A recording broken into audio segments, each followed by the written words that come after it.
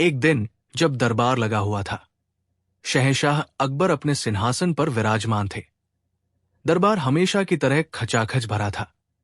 सभी नवरत्न अपनी अपनी जगहों पर विराजमान थे, लेकिन सबकी निगाहें शहंशाह अकबर के चेहरे पर टिकी थी। जहां आज हमेशा वाली रौनक की जगह एक गहरी सोच ने ले ली थी। कल रात शहंशाह ने एक अजीब सपना देखा था। एक ऐसा सपना जिसने उनके जहन में एक ऐसा सवाल पैदा कर दिया था जिसका जवाब पूरी सल्तनत में किसी के पास नहीं था। अकबर अपनी गद्दी से उठे। उनके मखमली जूतों की आहट पूरे दरबार में गूंज उठी। उन्होंने एक गहरी सांस ली और बोले, हमारे अजीज दरबारियों, आज हम आपसे कोई मशवरा नहीं, बल्कि एक सवाल का जवाब चाहते हैं।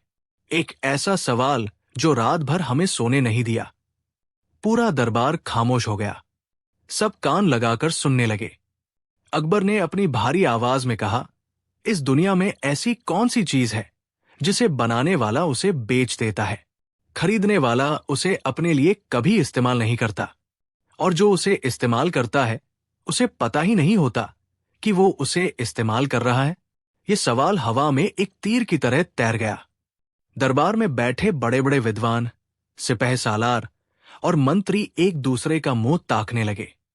ये सवाल जितना सीधा लगता था उतना ही पेचीदा था। एक मंत्री ने हिम्मत करके कहा, जहांपनाह, शायद।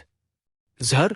अकबर ने सिर हिलाया, नहीं, जहर बनाने वाला बेचता है, लेकिन खरीदने वाला खुद के लिए भी इस्तेमाल कर सकता है, और जिसे दिया जाता है उसे अक्सर पता होता है कि वो क्या पी रहा है। एक और दरबारी बोला, गुलाम? हुजूर? नहीं, अकबर ने कहा, गुलाम को पता होता है कि उसकी जिंदगी अब किसी और की है। एक के बाद एक कई जवाब आए, कफन, जंजीर, तोहफा, लेकिन कोई भी जवाब अकबर के सवाल की तीनों शर्तों पर खरा नहीं उतरा। दरबारियों के चेहरे पर हवाइयां उड़ने लगी। शहंशाह का मूड बिगड़ रहा था। उनकी नजरें अब अपने सबसे काबिल नवरत्न बीरबल को ढूंढ रही थी। बीरबल, जो अब तक खामोशी से सब कुछ सुन रहे थे, धीरे से आगे आए। अकबर ने उम्मीद से पूछा, बीरबल, क्या तुम्हारे पास इस पहेली का कोई हल है? तुम्हारी खामोशी हमें परेशान कर रही है। बीरबल ने अदब से सिर झुकाया और कहा, आलम पनाह, सवाल जितना गहरा है उसका जवाब भी उतना ही गहरा है। ये जवाब दरबार की दीवारों के भीतर किताबों में नहीं, बल्कि बाहर आम लोगों की जिंदगी में छिपा है। मुझे इस राज को सुलझाने के लिए 7 दिन की मोहलत चाहिए। दरबार में कानाफूसी शुरू हो गई।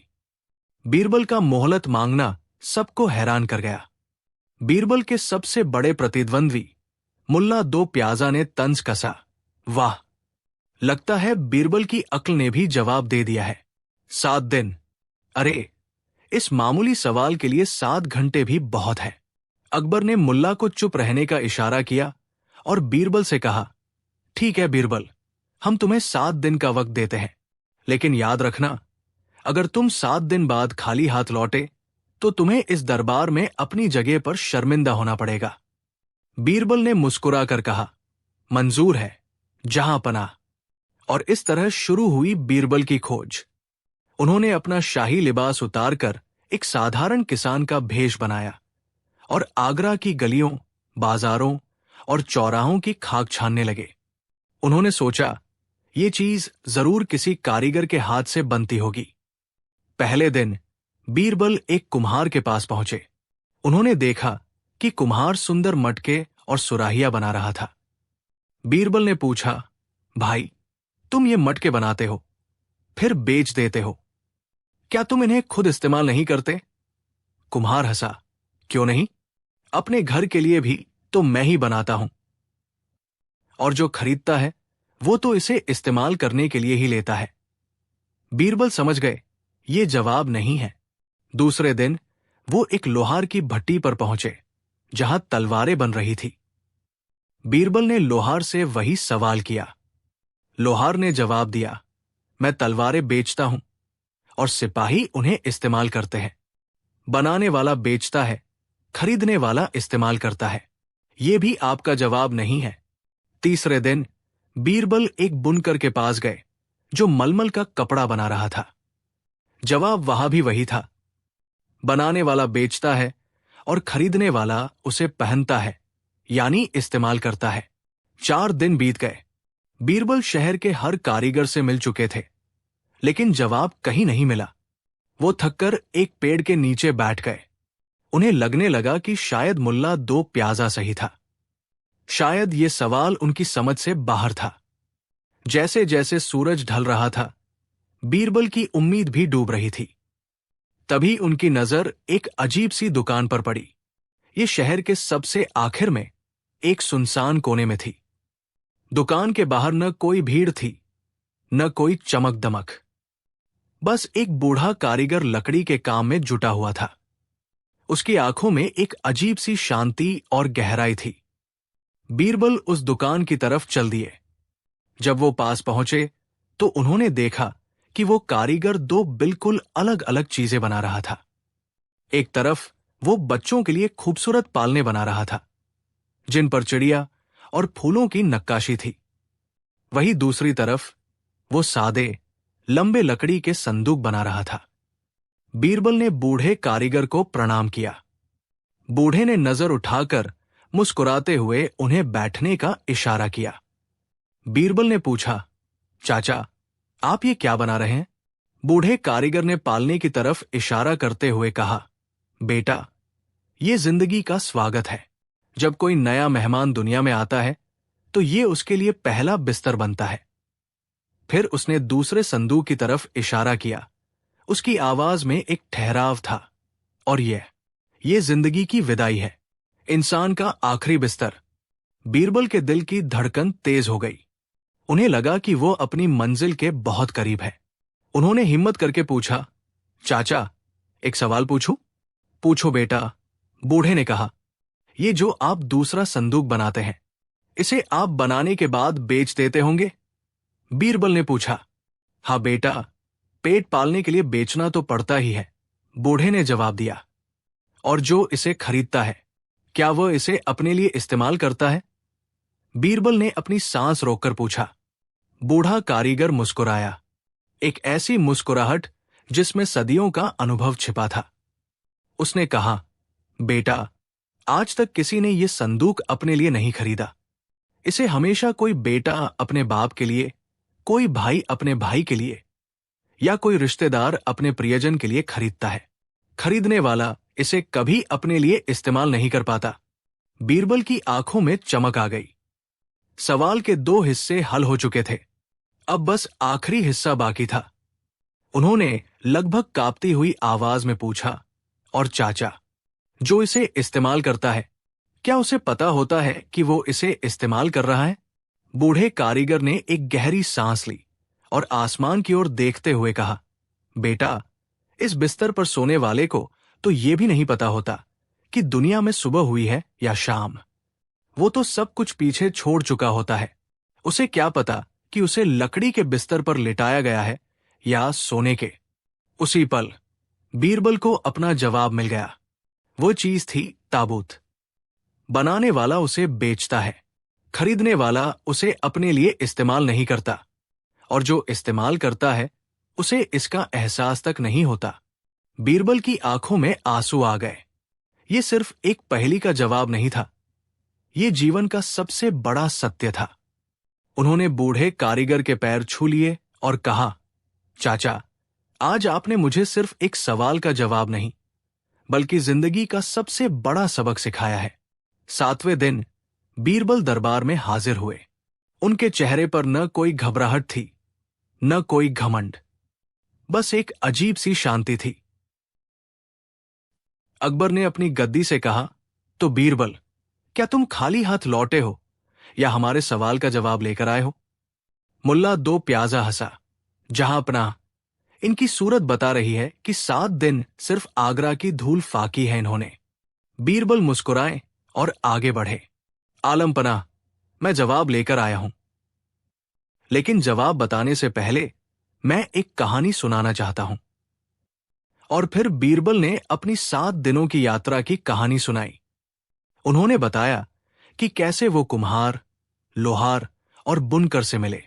उन्होंने उस बूढ़े कारीगर, उसके पालनों और उसके बनाए ताबूतों का जिक्र किया। बीरबल ने कहानी इतने भावुक तरीके से सुनाई कि पूरे दरबार में सन्नाटा छा गया। उन्होंने जीवन और मृत्यु के चक्र का ऐसा वर्णन किया कि पत्थर दिल भी पिघल जाए। कहानी के अंत में बीरबल ने कहा, जहांपनाह, आपके सवाल का जवाब किसी किताब में नहीं, बल्कि उस बूढ़े कारीगर की दुकान में छिपा था। वो चीज जिसे बनाने वाला बेच देता है, खरीदने वाला इस्तेमाल नहीं करता और इस्तेमाल करने वाले को पता नहीं होता, वो चीज है एक ताबूत। एक पल की खामोशी के बाद पूरा दरबार तालियों की गड़गड़ाहट से गूंज उठा। अकबर अपनी गद्दी से उठ खड़े हुए। उनकी आंखों में हैरानी और सम्मान का भाव था। वो समझ गए कि बीरबल ने सिर्फ एक पहेली नहीं सुलझाई, बल्कि जीवन के सबसे बड़े सत्य को सबके सामने लाकर रख दिया है। अकबर ने बीरबल को गले लगा लिया और कहा, वाह बीरबल, वाह! तुमने एक बार फिर साबित कर दिया कि बुद्धि केवल ज्ञान से नहीं, बल्कि अनुभव और मानवता की समझ से आती है। अकबर ने बीरबल को इनाम में सोने की मोहरें देने का ऐलान किया, लेकिन बीरबल ने हाथ जोड़कर कहा, जहांपनाह, ये इनाम मेरा नहीं, बल्कि उस बूढ़े कारीगर का है जो शहर के कोने में बैठकर बिना किसी श्रेय के जिंदगी के सबसे बड़े सच को अपनी छेनी से आकार देता है। असली ज्ञानी तो वो है। अकबर बीरबल की इस बात से और भी ज्यादा प्रभावित हुए। उन्होंने न केवल उस बूढ़े कारीगर को बुलवाकर सम्मानित किया, बल्कि सल्तनत के सभी कारीगरों के लिए विशेष सुविधाओं का ऐलान भी किया। उस रात अकबर और बीरबल महल की छत पर खड़े आसमान को देख रहे थे। अकबर ने कहा, बीरबल, आज तुमने हमें सिखाया कि सबसे बड़े रहस्य महलों में नहीं, बल्कि आम इंसानों के दिलों में और उनके कामों में छिपे होते हैं। बीरबल ने जवाब दिया, जी जहांपनाह, जिंदगी और मौत बनाने वाले के हाथ में है। हम तो बस इस सफर के मुसाफिर हैं, और हर मुसाफिर की आखिरी मंजिल का बिस्तर एक ही होता है, चाहे वो शहंशाह हो या फकीर। ये कहानी सिर्फ एक सवाल और जवाब की नहीं है। ये कहानी है बुद्धि, मानवता और जीवन के उस अंतिम सत्य की, जिसे हम सब जानते हैं लेकिन अक्सर भूल जाते हैं। बीरबल की बुद्धिमानी ने न केवल एक पहेली को सुलझाया, बल्कि एक बादशाह को उसकी प्रजा के और भी करीब ला दिया। कहानी 2। बात उन दिनों की है जब आगरा की सल्तनत पर शहंशाह अकबर का राज था। राजधानी की चकाचौंध से दूर एक छोटा सा गांव था जिसका नाम था रामपुर। उस गांव की मिट्टी में मेहनत और ईमानदारी की खुशबू थी। वही रहता था एक भोला भाला किसान, हरिराम। उसके पास ज्यादा कुछ नहीं था, बस 2 बैलों की जोड़ी, एक छोटा सा खेत और एक प्यारा सा परिवार। वो अपनी छोटी सी दुनिया में बहुत खुश था।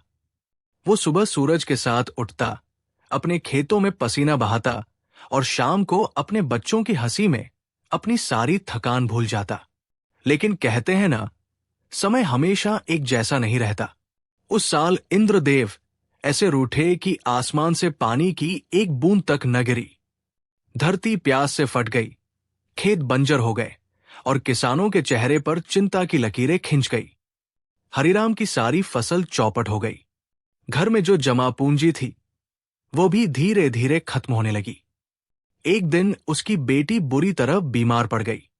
वैद्य ने कहा कि इलाज के लिए अच्छी दवाइयां और पौष्टिक भोजन चाहिए, जिसमें काफी खर्चा आएगा। हरिराम के पैरों तले जमीन खिसक गई।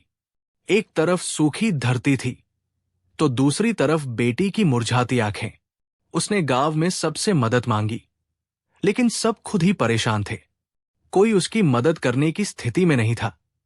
हारकर कांपते पैरों से वह उस रास्ते पर चल पड़ा जिस पर कोई भी शरीफ आदमी जाना नहीं चाहता था, गांव के सबसे अमीर और सबसे बेईमान साहूकार घनश्याम दास के घर की ओर। घनश्याम दास का नाम ही उसकी पहचान थी। वो मकड़ी की तरह था, जो मुसीबत में फंसे लोगों के लिए जाल बिछाता और फिर धीरे धीरे उनका सब कुछ चूस लेता था। उसकी तोंद उसकी दौलत की तरह ही बाहर निकली हुई थी, और उसकी आंखों में सोने की चमक के सिवा कुछ नहीं था। हरिराम जब उसके आलीशान घर के बाहर पहुंचा तो उसकी हिम्मत जवाब दे गई, लेकिन बेटी का चेहरा याद आते ही उसने हिम्मत जुटाई और दरवाजा खटखटाया। घनश्याम दास बाहर आया और हरिराम को ऊपर से नीचे तक ऐसे देखा जैसे कोई गिद्ध अपने शिकार को देख रहा हो। क्या बात है हरिराम, आज इस गरीब खाने का रास्ता कैसे भूल गए? सुना है बड़ी तंगी में हो, उसने अपनी मीठी लेकिन जहरीली आवाज में कहा। हरिराम ने हाथ जोड़कर अपनी सारी व्यथा सुनाई। बेटी की बीमारी, सूखे खेत और खाली घर का हाल सुनकर भी घनश्याम दास के चेहरे पर कोई भाव नहीं आया। उसने कुछ देर सोचने का नाटक किया और फिर बोला, देखो हरिराम, मैं तुम्हारी मदद तो करना चाहता हूं। आखिर हम एक ही गांव के हैं। तुम्हें कितने पैसे चाहिए? 100 चांदी के सिक्के, सेठ जी। बस इतना ही। फसल आते ही मैं आपका एक एक पैसा सूद समेत लौटा दूंगा, हरिराम ने उम्मीद से कहा। घनश्याम दास की आंखों में एक शैतानी चमक उभरी। उसने कहा, ठीक है, मैं तुम्हें 100 सिक्के दूंगा, लेकिन मेरी एक शर्त है, मैं तुमसे कोई ब्याज नहीं लूंगा। हरिराम हैरान रह गया। बिना ब्याज के कर्ज? ये तो असंभव था। उसे लगा शायद सेठ का दिल पिघल गया है। आपकी बहुत मेहरबानी होगी सेठ जी, मैं आपकी शर्त मानने को तैयार हूं। घनश्याम दास मुस्कुराया, एक ऐसी मुस्कुराहट जिसमें चालाकी छिपी थी। शर्त बहुत सीधी है हरिराम, जब तुम मेरे पैसे लौटाने आओगे तो तुम्हें पूरे 100 चांदी के सिक्के ही लौटाने होंगे, ना एक कम ना एक ज्यादा। और उन सिक्कों को तुम एक ऐसे थैले में लेकर आओगे जिसमें पूरा आसमान समा जाए। हरिराम इस अजीब शर्त को सुनकर चकरा गया। एक थैला जिसमें आसमान समा जाए? सेठ जी, ये कैसा थैला होगा? घनश्याम दास ने हंसते हुए कहा, यह तुम्हें सोचना है हरिराम।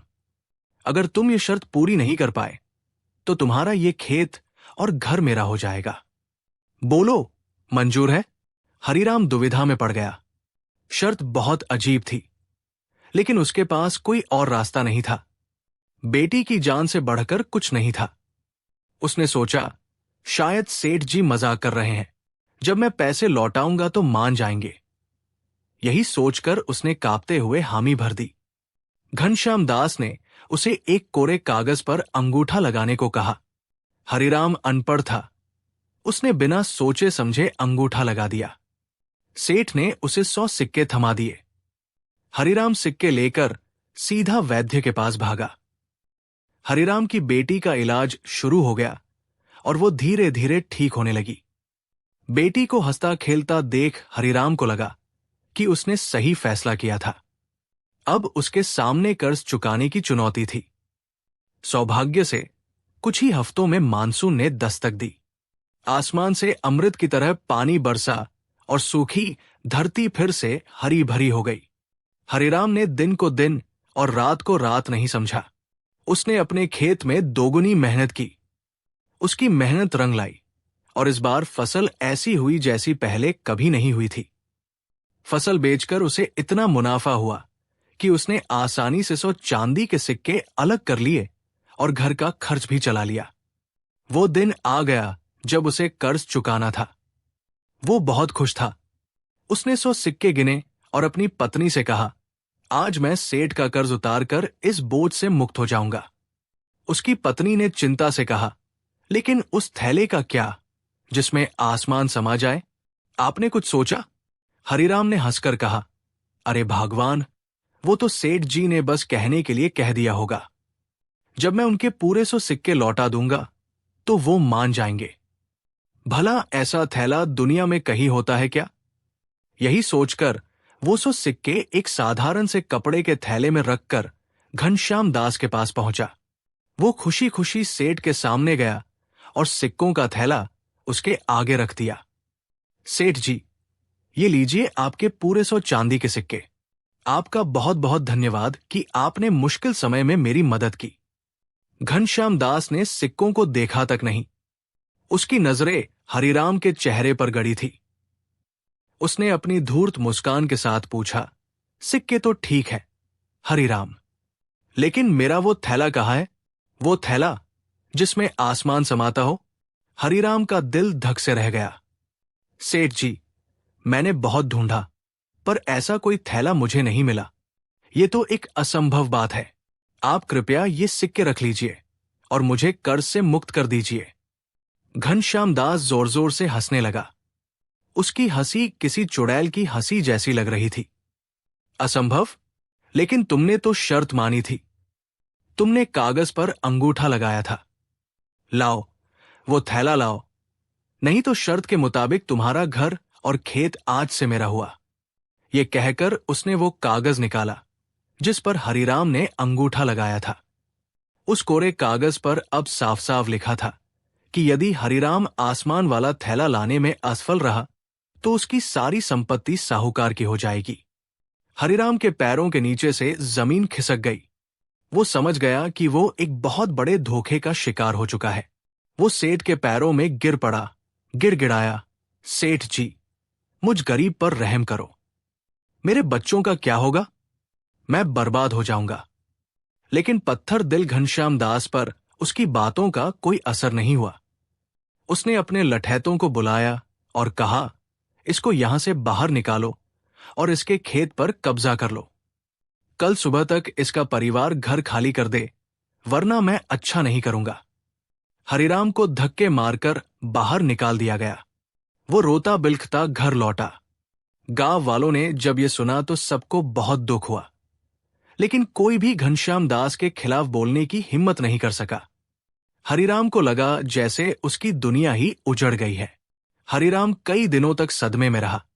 वो न कुछ खाता न पीता। उसे अपनी बेबसी पर रोना आ रहा था। तभी गांव के एक बूढ़े चचा ने उसे एक सलाह दी। बेटा, रोने से कुछ नहीं होगा। सुना है बादशाह अकबर के दरबार में एक मंत्री है, बीरबल। वो बहुत बुद्धिमान और न्यायप्रिय है। वो बड़े बड़े मुश्किल मसले चुटकियों में सुलझा देते हैं। तुम उनके पास क्यों नहीं जाते? शायद वही तुम्हारी मदद कर सके। डूबते को तिनके का सहारा। हरिराम की आंखों में एक उम्मीद की किरण जागी। उसने फैसला किया कि वो आगरा जाएगा और बीरबल से मदद की गुहार लगाएगा। उसने अपनी पत्नी और बच्चों को समझाया और कुछ दिनों के खाने का इंतजाम करके आगरा के लिए पैदल ही निकल पड़ा। कई दिनों की मुश्किल यात्रा के बाद भूखा प्यासा हरिराम आखिरकार आगरा पहुंचा। राजधानी की भव्यता देखकर वो हैरान रह गया। उसने लोगों से पूछ पूछकर बीरबल के महल का पता किया। जब वो महल पहुंचा तो पहरेदारों ने उसे उसकी फटी पुरानी हालत देखकर रोक दिया। हरिराम ने उनसे बहुत विनती की, मुझे बस एक बार मंत्री बीरबल से मिलना है, मैं बहुत बड़ी मुसीबत में हूं। तभी महल के अंदर से बीरबल खुद बाहर आ रहे थे। उन्होंने हरिराम की आवाज सुनी और उसकी आंखों में निराशा और उम्मीद का मिलाजुला भाव देखा। बीरबल इंसान की परख करना जानते थे। उन्होंने पहरेदारों को उसे अंदर आने देने का आदेश दिया। हरिराम बीरबल के सामने पहुंचा और उनके पैरों में गिरकर रोने लगा। बीरबल ने उसे उठाया और बड़े प्यार से पूछा, क्या बात है भाई, तुम इतने परेशान क्यों हो? शांति से मुझे अपनी पूरी कहानी बताओ। हरिराम ने सिसकते हुए अपनी पूरी कहानी, साहूकार की शर्त, धोखे से लिखवाए गए कागज और अपने उजड़ते परिवार के बारे में सब कुछ सच सच बता दिया। पूरी कहानी सुनकर बीरबल की आंखों में गुस्सा उतर आया, लेकिन उनका चेहरा शांत था। उन्होंने उस धूर्त साहूकार की चालाकी को समझ लिया था। उन्होंने कुछ देर गहरी सोच में आंखें बंद की और फिर एक हल्की सी मुस्कान के साथ आंखें खोली। उन्होंने हरिराम के कंधे पर हाथ रखते हुए कहा, चिंता मत करो किसान भाई, तुम्हारे साथ अन्याय नहीं होगा। जैसा मैं कहता हूं तुम वैसा ही करो। जाओ, बादशाह के दरबार में न्याय की गुहार लगाओ।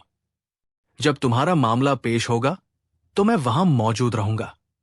और हां, साहूकार से कह देना कि तुम उसकी शर्त पूरी करने के लिए तैयार हो। हरिराम को बीरबल की बातों पर विश्वास नहीं हुआ। लेकिन मंत्री जी, मैं वो आसमान वाला थैला कहां से लाऊंगा? बीरबल मुस्कुराए। उसकी चिंता तुम मत करो। बस तुम आत्मविश्वास के साथ दरबार में अपनी बात रखना, बाकी सब मुझ पर छोड़ दो। बीरबल के शब्दों में ऐसा जादू था कि हरिराम की सारी निराशा दूर हो गई। उसे लगा जैसे भगवान ने खुद उसकी मदद के लिए किसी को भेज दिया है। अगले दिन शहंशाह अकबर का दरबार लगा हुआ था। सभी मंत्री और दरबारी अपनी अपनी जगह पर बैठे थे। तभी हरिराम ने कांपते हुए दरबार में प्रवेश किया और न्याय, शहंशाह, मुझे न्याय चाहिए कहकर गुहार लगाई। अकबर ने उसे अपनी बात कहने का मौका दिया। हरिराम ने अपनी पूरी कहानी सुनाई। फिर घनश्याम दास को भी दरबार में बुलाया गया। घनश्याम दास पूरे आत्मविश्वास के साथ दरबार में आया। उसे लगा कि एक मामूली किसान उसका कुछ नहीं बिगाड़ सकता। उसने शहंशाह के सामने वही शर्त वाला कागज पेश किया और कहा, आलमपना, मैंने तो बस एक सीधी सी शर्त रखी थी। ये किसान अपनी जबान का पक्का नहीं है, इसने शर्त नहीं पूरी की, इसलिए अनुबंध के अनुसार इसका खेत और घर मेरा हुआ। इसमें मैंने क्या गलत किया? दरबार में बैठे सभी लोग हैरान थे। शर्त वाकई बहुत अजीब थी। किसी को समझ नहीं आ रहा था कि इसका क्या हल निकाला जाए। अकबर भी सोच में पड़ गए। उन्हें किसान पर दया आ रही थी, लेकिन कागज तो उसी के खिलाफ था। उन्होंने हरिराम से पूछा, क्या यह सच है कि तुमने ये शर्त मानी थी? हरिराम ने बीरबल की तरफ देखा। बीरबल ने आंखों से उसे हिम्मत रखने का इशारा किया। हरिराम ने बुलंद आवाज में कहा, जी जहांपनाह, मैंने शर्त मानी थी और मैं आज भी अपनी जबान पर कायम हूं। मैं सेठ जी की शर्त पूरी करने को तैयार हूं। यह सुनकर घनश्याम दास और बाकी दरबारी चौंक गए। घनश्याम दास ने मजाक उड़ाते हुए कहा, तो कहाँ है वो थैला? लाओ, दिखाओ हमें भी वो थैला जिसमें आसमान समा जाए। तभी बीरबल अपनी जगह से उठे और शहंशाह से इजाजत लेकर आगे आए। उन्होंने मुस्कुराते हुए कहा, सेठ जी, किसान अपना वादा पूरा करने के लिए थैला साथ लाया है, लेकिन थैला बहुत कीमती और नाजुक है। उसे दरबार के बीच में ही देखा जा सकता है। सबकी आंखें दरवाजे की तरफ टिक गई, ये देखने के लिए कि ऐसा कौन सा चमत्कारी थैला आने वाला है। बीरबल ने अपने एक सेवक को इशारा किया। सेवक एक मखमल के कपड़े से ढकी हुई एक छोटी सी चीज लेकर आया। बीरबल ने कपड़ा हटाया। उसके नीचे एक साधारण सा गोल आकार का आईना, दर्पण था, जिसका फ्रेम चांदी का था। पूरा दरबार हैरान रह गया। ये कैसा थैला है? घनश्याम दास गुस्से में चिल्लाया, ये क्या मजाक है बीरबल? मैंने थैला मंगाया था, ये आईना नहीं। बीरबल ने बड़ी शांति से जवाब दिया, सेठ जी, गुस्सा मत कीजिए, जरा गौर से देखिए, यही तो वो थैला है जो आपकी शर्त पूरी करता है। उन्होंने आईना उठाया और उसे घनश्याम दास के चेहरे के सामने कर दिया। देखिए सेठ जी, इस थैले के अंदर क्या है? क्या आपको इसमें पूरा नीला आसमान, सूरज की रोशनी और उड़ते हुए बादल नहीं दिख रहे? इस छोटे से थैले ने अपने अंदर पूरे आसमान को समेट लिया है। अब आप अपनी शर्त के अनुसार ये आसमान वाला थैला स्वीकार कीजिए और इस किसान के कागजात वापस कीजिए। बीरबल का ये जवाब सुनकर पूरा दरबार सन्न रह गया। फिर अचानक शहंशाह अकबर जोर जोर से हंसने लगे। उनकी हंसी के साथ ही पूरा दरबार बीरबल की बुद्धिमानी पर वाह वाह कर उठा। घनश्याम दास का चेहरा देखने लायक था। वो अपनी ही चालाकी के जाल में ऐसा फंसा था कि उसके पास कहने को एक शब्द नहीं था। वो क्या कहता?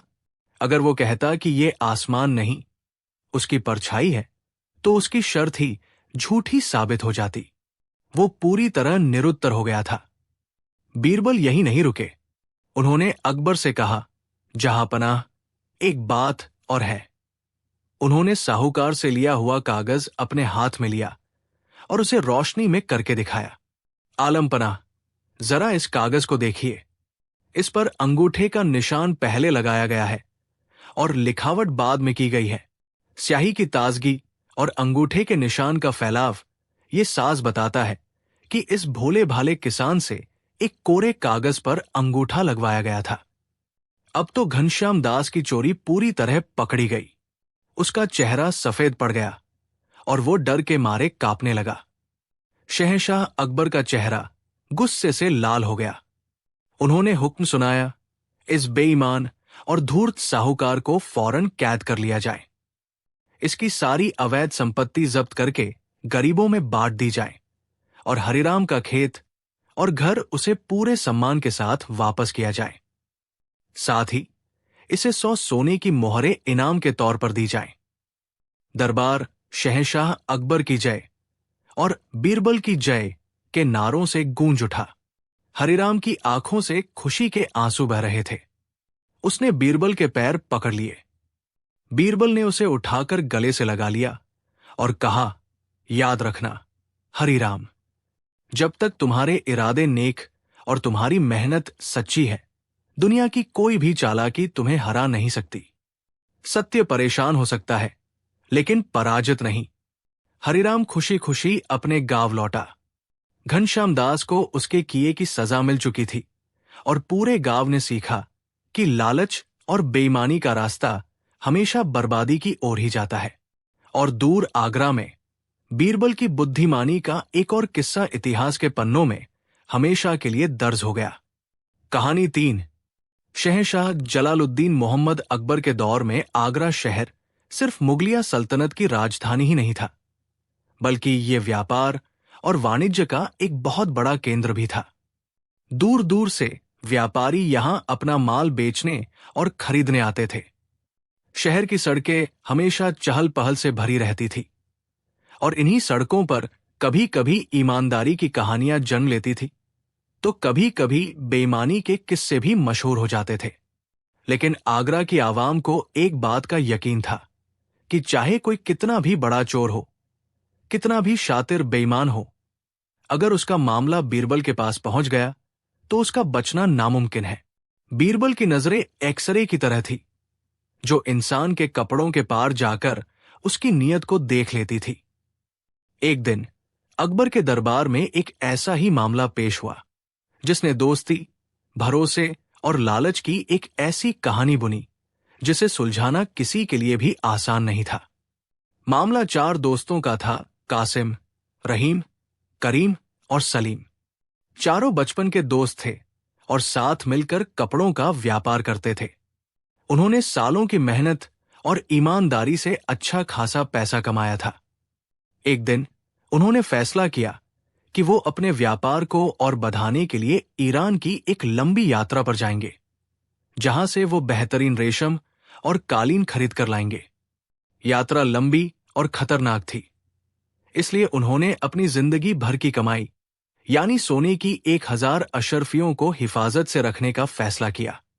उन्होंने अशरफियों को एक बड़े से चमड़े के थैले में भरा और सोचा कि इसे कहां सुरक्षित रखा जाए। कासिम ने कहा, क्यों न हम इसे किसी सराय के मालिक के पास अमानत के तौर पर रख दें। रहीम ने असहमति जताते हुए कहा, नहीं, सराय वालों पर भरोसा नहीं किया जा सकता। क्या पता हमारे पीछे वो थैला लेकर भाग जाए। काफी सोच विचार के बाद सलीम ने एक तरकीब सुझाई। शहर के बाहर जो बूले हकीम साहब रहते हैं, वो बहुत ही नेक और ईमानदार इंसान है। पूरा शहर उनकी ईमानदारी की कस्में खाता है। हम अपनी अशरफियों का थैला उनके पास रखवा देते हैं। जब हम यात्रा से लौटेंगे तो वापस ले लेंगे। ये बात सबको पसंद आई। चारों दोस्त अशरफियों का थैला लेकर हकीम साहब के पास पहुंचे। हकीम साहब, जिनका नाम इब्राहिम था, एक छोटी सी कुटिया में रहते थे और मुफ्त में गरीबों का इलाज करते थे। उन्होंने चारों दोस्तों की बात सुनी। ठीक है बच्चों, उन्होंने मुस्कुराकर कहा, मैं तुम्हारी अमानत को अपनी जान से ज्यादा संभाल कर रखूंगा, लेकिन मेरी एक शर्त है। क्या शर्त हकीम साहब? करीम ने पूछा। शर्त यह है कि जब तुम लोग वापस आओगे तो तुम चारों को एक साथ मेरे पास आना होगा। मैं ये थैला किसी एक के हवाले नहीं करूंगा, बल्कि जब तक तुम चारों मेरे सामने मौजूद नहीं होगे, मैं ये अमानत वापस नहीं दूंगा। चारों दोस्तों ने खुशी खुशी ये शर्त मान ली। उन्हें लगा कि इससे उनकी अमानत और भी ज्यादा सुरक्षित हो गई है। हकीम साहब ने थैला ले लिया और चारों दोस्त ईरान की अपनी लंबी यात्रा पर निकल पड़े। महीनों बीत गए। चारों दोस्तों ने ईरान में खूब व्यापार किया और अच्छा मुनाफा कमाया। वो बहुत खुश थे। लेकिन कहते हैं ना कि जब इंसान के पास जरूरत से ज्यादा पैसा आ जाता है तो अक्सर उसकी नीयत खराब होने लगती है। एक रात जब चारों दोस्त एक सराय में रुके हुए थे, कासिम के मन में एक शैतानी ख्याल आया। उसने रहीम और करीम को चुपके से अपने पास बुलाया जब सलीम सो रहा था। दोस्तों, कासिम ने फुसफुसाकर कहा, हमारे पास अब इतना पैसा हो गया है कि हमें उन 1000 अशरफियों की कोई खास जरूरत नहीं है। तो रहीम ने पूछा, तो ये? कासिम ने अपनी आंखों में एक धूर्त चमक के साथ कहा कि सलीम हम चारों में सबसे ज्यादा सीधा और भोला है। क्यों ना हम तीनों आगरा वापस चलकर हकीम साहब से कहें कि सलीम रास्ते में ही मर गया और हम तीनों ही अपनी अमानत वापस लेने आए हैं। हकीम साहब हमारी बात मान लेंगे। हम तीनों उन अशरफियों को आपस में बांट लेंगे और सलीम को भनक भी नहीं लगेगी। पहले तो रहीम और करीम को यह बात अच्छी नहीं लगी, लेकिन फिर सोने की अशरफियों के लालच ने उनकी आंखों पर पर्दा डाल दिया। तीनों ने मिलकर ये घिनौनी साजिश रच डाली। अगली सुबह जब सलीम सोकर उठा तो उसने देखा कि उसके तीनों दोस्त और उनका सारा सामान गायब था। उसे लगा कि शायद वो लोग बाजार गए होंगे, लेकिन जब शाम तक वो नहीं लौटे तो सलीम समझ गया कि उसके साथ धोखा हुआ है। उसका दिल टूट गया। उसे पैसों का इतना दुख नहीं था जितना अपने बचपन के दोस्तों के धोखे का था। खैर, वो अकेला ही धीरे धीरे अपना सफर तय करके कुछ हफ्तों बाद आगरा पहुंचा। इधर कासिम, रहीम और करीम पहले ही आगरा पहुंच चुके थे। वो तीनों सीधे हकीम साहब के पास गए और बड़े दुख का नाटक करने लगे। हकीम साहब, गजब हो गया। कासिम ने रोनी सूरत बनाकर कहा, हमारा प्यारा दोस्त सलीम रास्ते में एक जंगली जानवर का शिकार हो गया। हम उसे बचा नहीं पाए। अब हम तीनों ही बचे हैं और अपनी अमानत वापस लेने आए हैं। हकीम साहब को उनकी कहानी सुनकर बहुत दुख हुआ। उन्होंने उन पर भरोसा कर लिया। उन्होंने सोचा कि जब 4 में से 3 मालिक आ ही गए हैं तो अब अमानत लौटाने में क्या हर्ज है। उन्होंने अशरफियों का थैला उन तीनों के हवाले कर दिया। तीनों बेईमान दोस्त थैला लेकर खुशी खुशी चले गए और उन्होंने अशरफियों को आपस में बांट लिया। कुछ हफ्तों बाद जब बेचारा सलीम आगरा पहुंचा तो वो सबसे पहले हकीम साहब के पास गया। उसे उम्मीद थी कि कम से कम उसकी अमानत तो सुरक्षित होगी। हकीम साहब, मैं सलीम, हम 4 दोस्त आपके पास अपनी अमानत रखवा कर गए थे। सलीम को जिंदा देखकर हकीम साहब के पैरों तले जमीन खिसक गई। वो हक्के बक्के रह गए। तुम तो मर गए थे। उनके मुंह से बस इतना ही निकला। सलीम ने जब पूरी कहानी सुनी तो उसका रहा भरोसा भी टूट गया। उसने हकीम साहब से अपनी अशरफियां मांगी, लेकिन हकीम साहब के पास अब कुछ नहीं था। मैंने तो तुम्हारी अमानत तुम्हारे दोस्तों को लौटा दी, हकीम साहब ने उदासी से कहा। उन्होंने मुझे धोखा दिया। सलीम गुस्से में आ गया। ये मैं नहीं जानता। अमानत आपकी जिम्मेदारी थी। शर्त यह थी कि आप चारों के आने पर ही थैला लौटाएंगे। आपने शर्त तोड़ी है। अब आपको मेरी अशरफियां लौटानी होंगी। मामला बढ़ गया। हकीम साहब बेचारे गरीब आदमी थे। वो भला 1000 सोने की अशरफिया कहां से लौटाते? सलीम ने यह मामला शहर के काजी के पास दायर कर दिया। काजी ने दोनों पक्षों की बात सुनी, लेकिन मामला बहुत उलझा हुआ था। हकीम साहब ने अपनी गलती मान ली थी, लेकिन उनके पास पैसे नहीं थे और सलीम अपनी जिंदगी भर की कमाई खो चुका था।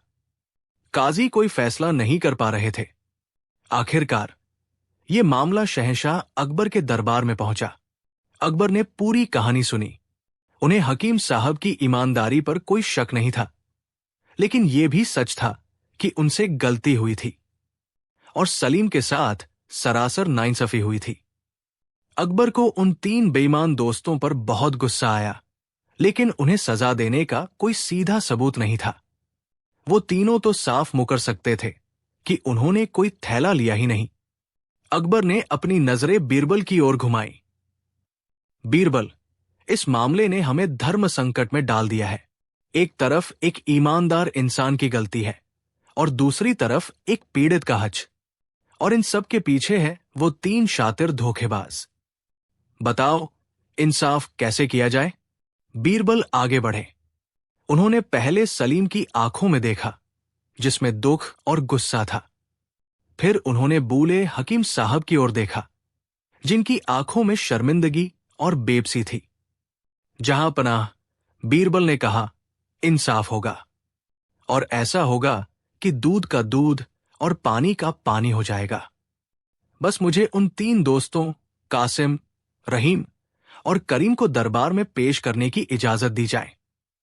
तीनों दोस्तों को तुरंत दरबार में हाजिर किया गया।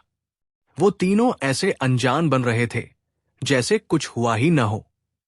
बीरबल ने उन तीनों से पूछा, क्या तुम लोगों ने हकीम साहब के पास 1000 अशरफियों का थैला अमानत के तौर पर रखवाया था? जी हां, रखवाया था, कासिम ने बड़ी सफाई से कहा। लेकिन हम तो अभी अभी ईरान से लौटे हैं। हम तो अभी हकीम साहब के पास गए ही नहीं। अच्छा, बीरबल ने कहा, तो फिर ये सलीम कौन है? ये हमारा दोस्त है, रहीम ने कहा। बेचारा रास्ते में हमसे बिछड़ गया था। हमें तो लगा था कि ये खो गया। अच्छा हुआ कि ये सलामत पहुंच गया। वो तीनों इतनी सफाई से झूठ बोल रहे थे कि एक पल के लिए अकबर भी धोखा खा गए। बीरबल मुस्कुराए। ठीक है, मैं तुम्हारी बात मान लेता हूं, लेकिन अब एक समस्या हो गई है।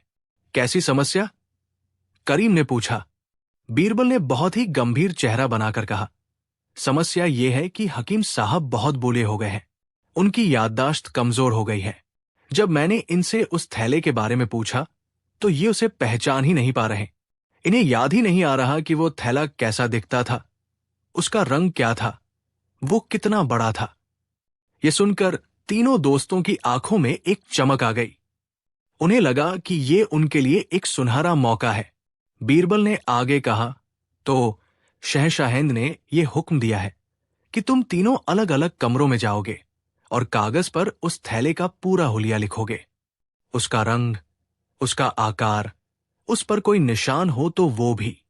अगर तुम तीनों का जवाब एक जैसा हुआ तो हम मान लेंगे कि तुम सच बोल रहे हो और तुम्हें तुम्हारी अमानत मिल जाएगी। लेकिन अगर किसी का भी जवाब अलग हुआ तो समझा जाएगा कि तुम लोग दरबार को गुमराह कर रहे हो। तीनों दोस्त खुशी खुशी तैयार हो गए। उन्हें लगा कि ये तो बहुत आसान काम है। उन्होंने तो वो थैला अपनी आंखों से देखा था। तीनों को अलग अलग कमरों में भेज दिया गया और उन्हें कागज कलम दे दी गई। कुछ देर बाद तीनों ने अपने अपने जवाब सिपाहियों के हाथ बीरबल तक पहुंचा दिए। बीरबल ने तीनों कागजों को अपने हाथ में लिया और उन्हें बिना पढ़े ही फाड़कर फेंक दिया। ये देखकर पूरा दरबार हैरान रह गया। फिर बीरबल सलीम की ओर मुड़े। सलीम, अब तुम बताओ, वो थैला कैसा दिखता था? सलीम, जो अब तक चुपचाप ये सब देख रहा था, थोड़ा घबराया। उसे समझ नहीं आ रहा था कि बीरबल क्या करना चाहते हैं। उसने कहा, हुजूर, वो एक पुराना काले रंग का चमड़े का थैला था। काफी बड़ा था और उसके एक कोने पर मेरा नाम अक्षर खुदा हुआ था। अब बीरबल उन 3 दोस्तों की ओर मुड़े जिन्हें वापस दरबार में लाया जा चुका था। अब तुम तीनों सुनो। बीरबल की आवाज में अब शाही हुक्म की गूंज थी। तुम तीनों ने मुझे जो लिख कर दिया है वो मैं पढ़ चुका हूं। ये एक सफेद झूठ था, लेकिन बीरबल का आत्मविश्वास ऐसा था कि उन तीनों को यकीन हो गया। बीरबल ने कासिम से कहा, कासिम, तुमने लिखा है कि थैला भूरे रंग का था और उस पर चांद का निशान बना था। कासिम हक्का बक्का रह गया। उसने ऐसा कुछ नहीं लिखा था। बीरबल ने रहीम से कहा, रहीम, तुमने लिखा है कि थैला हरे रंग का था और उस पर एक फूल बना था। रहीम का मुंह खुला का खुला रह गया। और फिर बीरबल ने करीम से कहा, और करीम, तुमने तो हद ही कर दी। तुमने लिखा है कि थैला लाल रंग का था और वो रेशम का बना था। तीनों दोस्त एक दूसरे का चेहरा देखने लगे। वो समझ गए कि वो बीरबल के बुने जाल में बुरी तरह से फंस चुके हैं। बीरबल ने उन्हें एक ऐसा झूठ बोला था जिसका वो खंडन नहीं कर सकते थे, क्योंकि अगर वो कहते कि नहीं, हमने ऐसा नहीं लिखा, तो बीरबल तुरंत पूछ लेते, तो फिर क्या लिखा है, बताओ। और चूंकि उन्होंने थैला देखा ही नहीं था, उनके जवाब जरूर अलग अलग होते। बीरबल ने उन्हें खुद ही चोर साबित करने का मौका दे दिया था।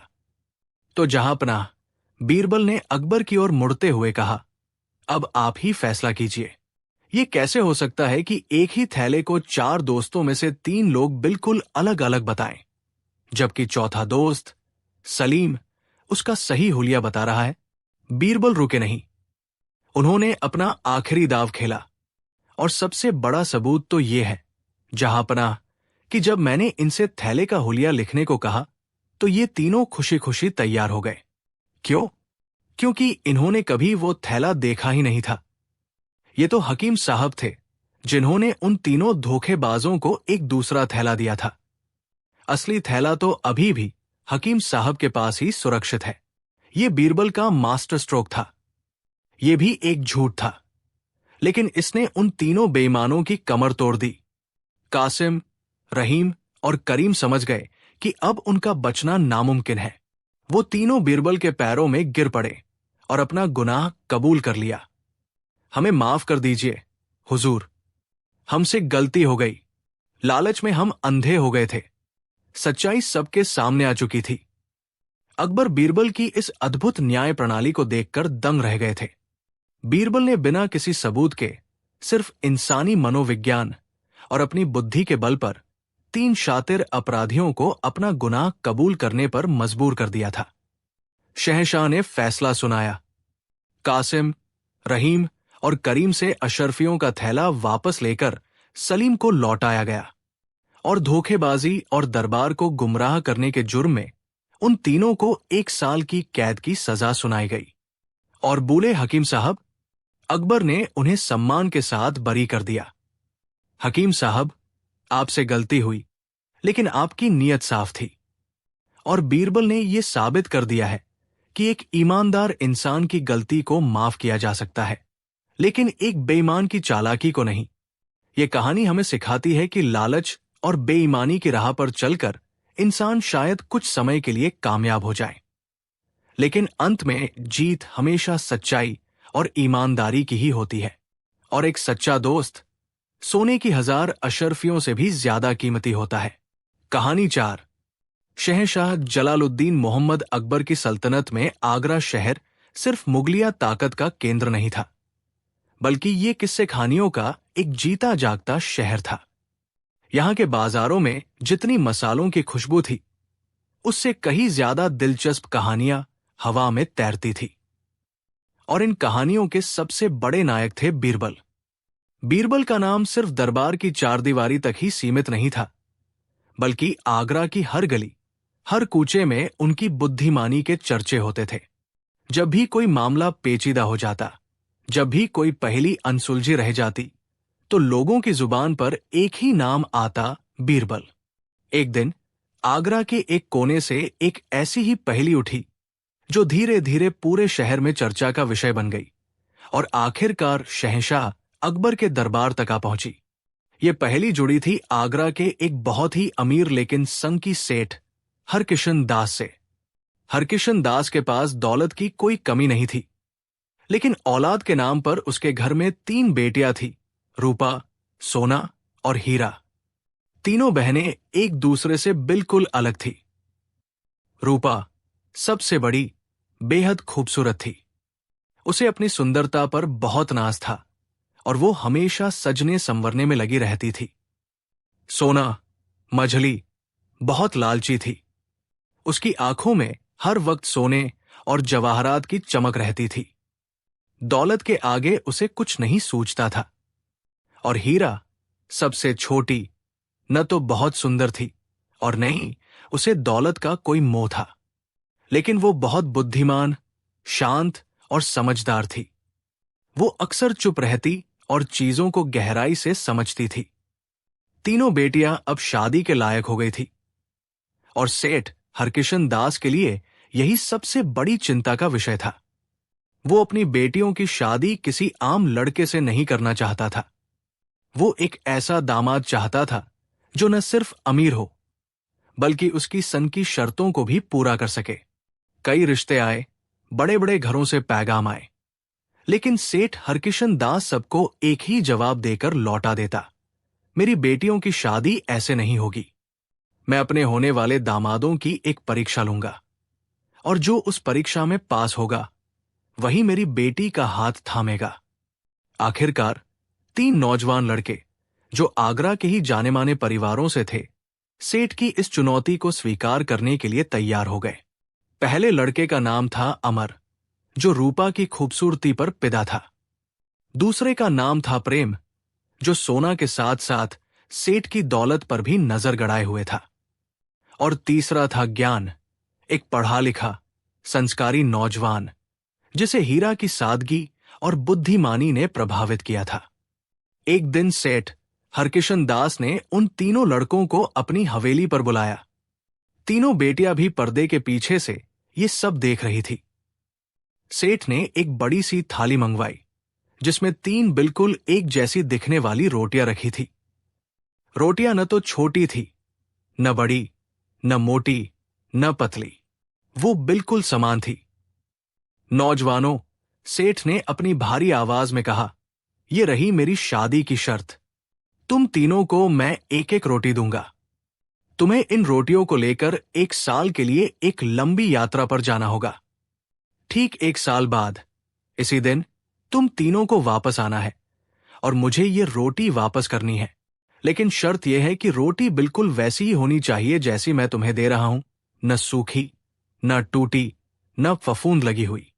जो भी अपनी रोटी को सबसे अच्छी हालत में वापस लाएगा, उसे अपनी पसंद की लड़की से शादी करने का मौका सबसे पहले मिलेगा। ये शर्त सुनकर तीनों लड़के हैरान रह गए।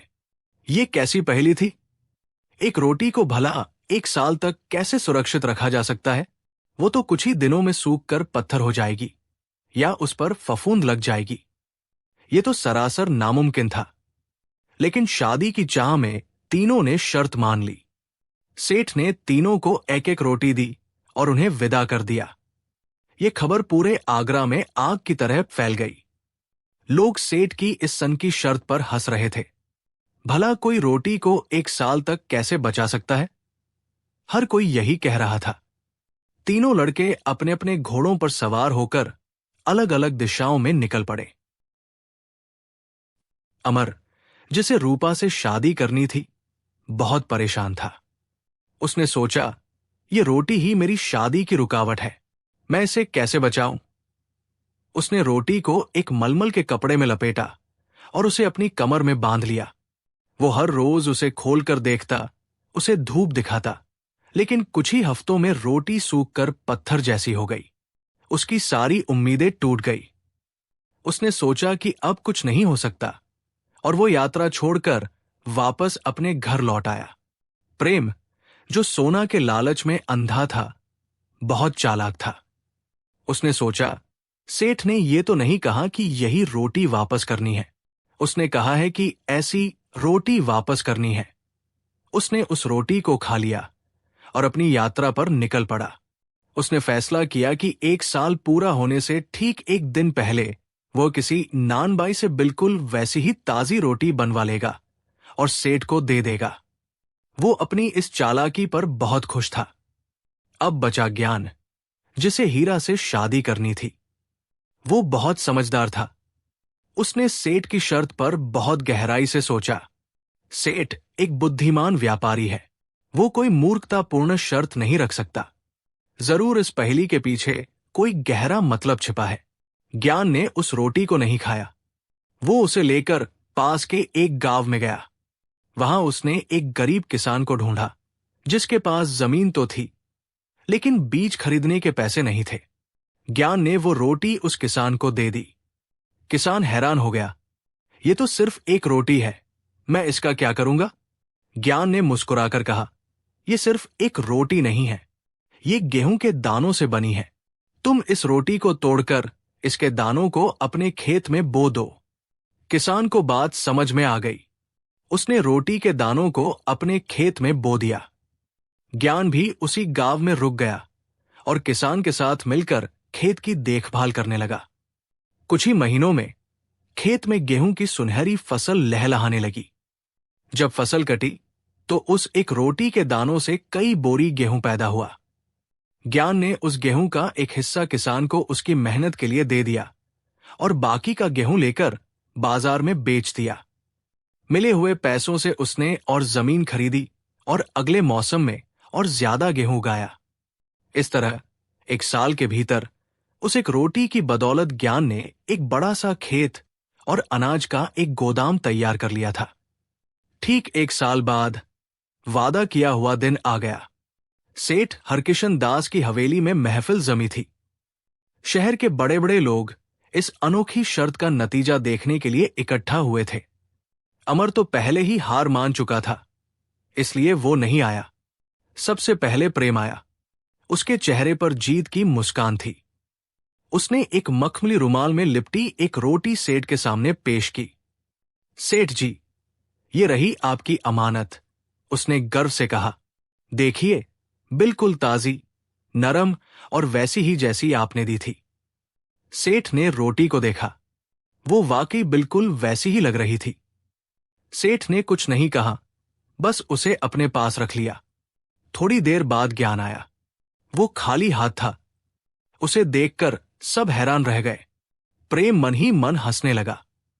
उसे लगा कि ज्ञान रोटी को संभाल नहीं पाया और अब खाली हाथ माफी मांगने आया है। कहाँ है तुम्हारी रोटी, ज्ञान? सेठ ने पूछा। ज्ञान ने विनम्रता से सिर झुकाया।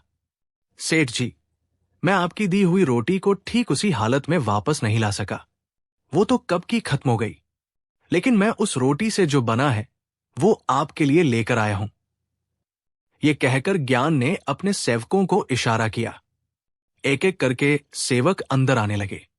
उनके सिर पर गेहूं से भरी बोरियों के ढेर थे। बैलगाड़ियां अनाज से लदी हुई थी और पीछे पीछे घी, मक्खन और ताजी रोटियों की खुशबू आ रही थी। ज्ञान ने उस एक रोटी से पैदा हुए अनाज का एक छोटा सा हिस्सा हवेली में भिजवा दिया था। सेठ जी, ज्ञान ने कहा, आपने मुझे एक रोटी दी थी जो कुछ दिनों में खराब हो जाती। मैंने उस एक रोटी को 100 रोटियों में, 1000 रोटियों में बदल दिया। मैंने आपकी दी हुई संपत्ति को नष्ट नहीं होने दिया, बल्कि उसे बढ़ाया है। अब आप ही फैसला कीजिए कि आपकी अमानत का असली रखवाला कौन है। सेठ हरकिशन दास का चेहरा खिल उठा। वो अपनी कुर्सी से खड़े हो गए और उन्होंने ज्ञान को गले लगा लिया। मैं यही तो देखना चाहता था, सेठ ने ऊंची आवाज में कहा। मैंने ये शर्त अपनी बेटियों के लिए नहीं, बल्कि अपने होने वाले दामादों की परख करने के लिए रखी थी। सेठ ने दरबार की ओर मुड़कर समझाया। मैंने तीनों को एक समान अवसर दिया था, एक रोटी जो मेरी संपत्ति का प्रतीक थी। अमर ने उस संपत्ति को बचाने की कोशिश में उसे बेकार कर दिया। वो एक अच्छा प्रबंधक नहीं बन सकता। प्रेम ने मुझे धोखा देने की कोशिश की। उसने मेरी संपत्ति को खा लिया और मुझे नकली चीज लौटाने की कोशिश की। वो एक बेईमान और धोखेबाज इंसान है। केवल ज्ञान ही मेरी परीक्षा में सफल हुआ।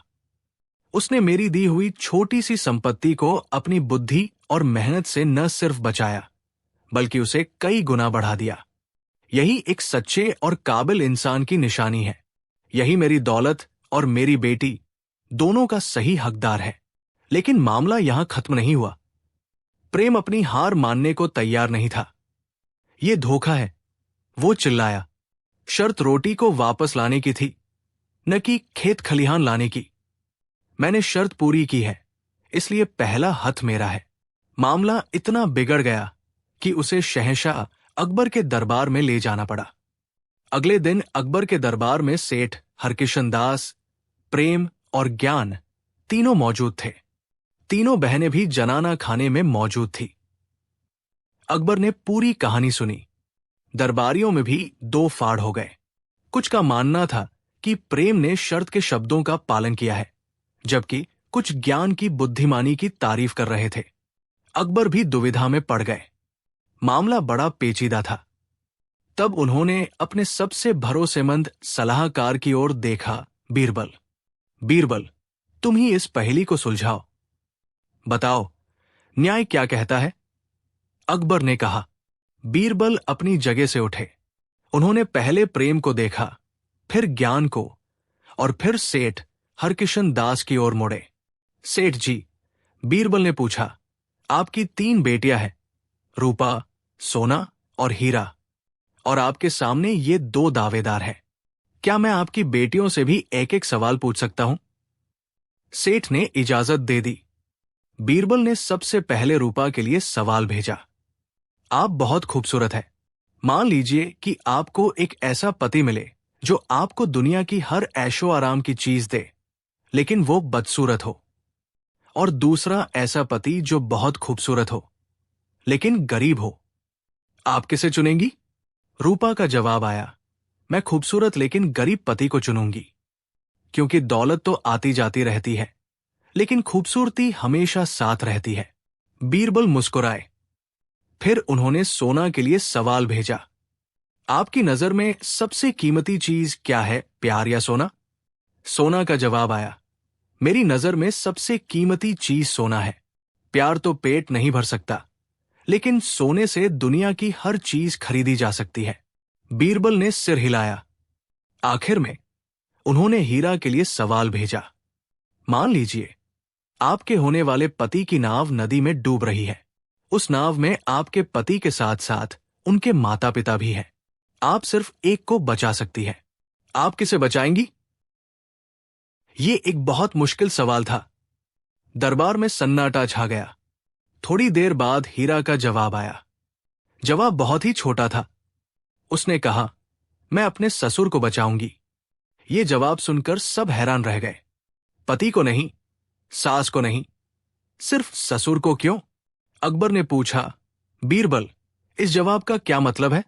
बीरबल ने मुस्कुराकर समझाया, जहां पनाह, यहीं पर सारी पहेली का हल छिपा है। हीरा का जवाब बताता है कि वह कितनी दूर की सोच रखने वाली और कितनी समझदार लड़की है। उसने कहा कि वह अपने ससुर को बचाएगी, क्योंकि अगर उसके ससुर जिंदा रहे तो वो अपने बेटे यानी मेरे पति की निशानी है।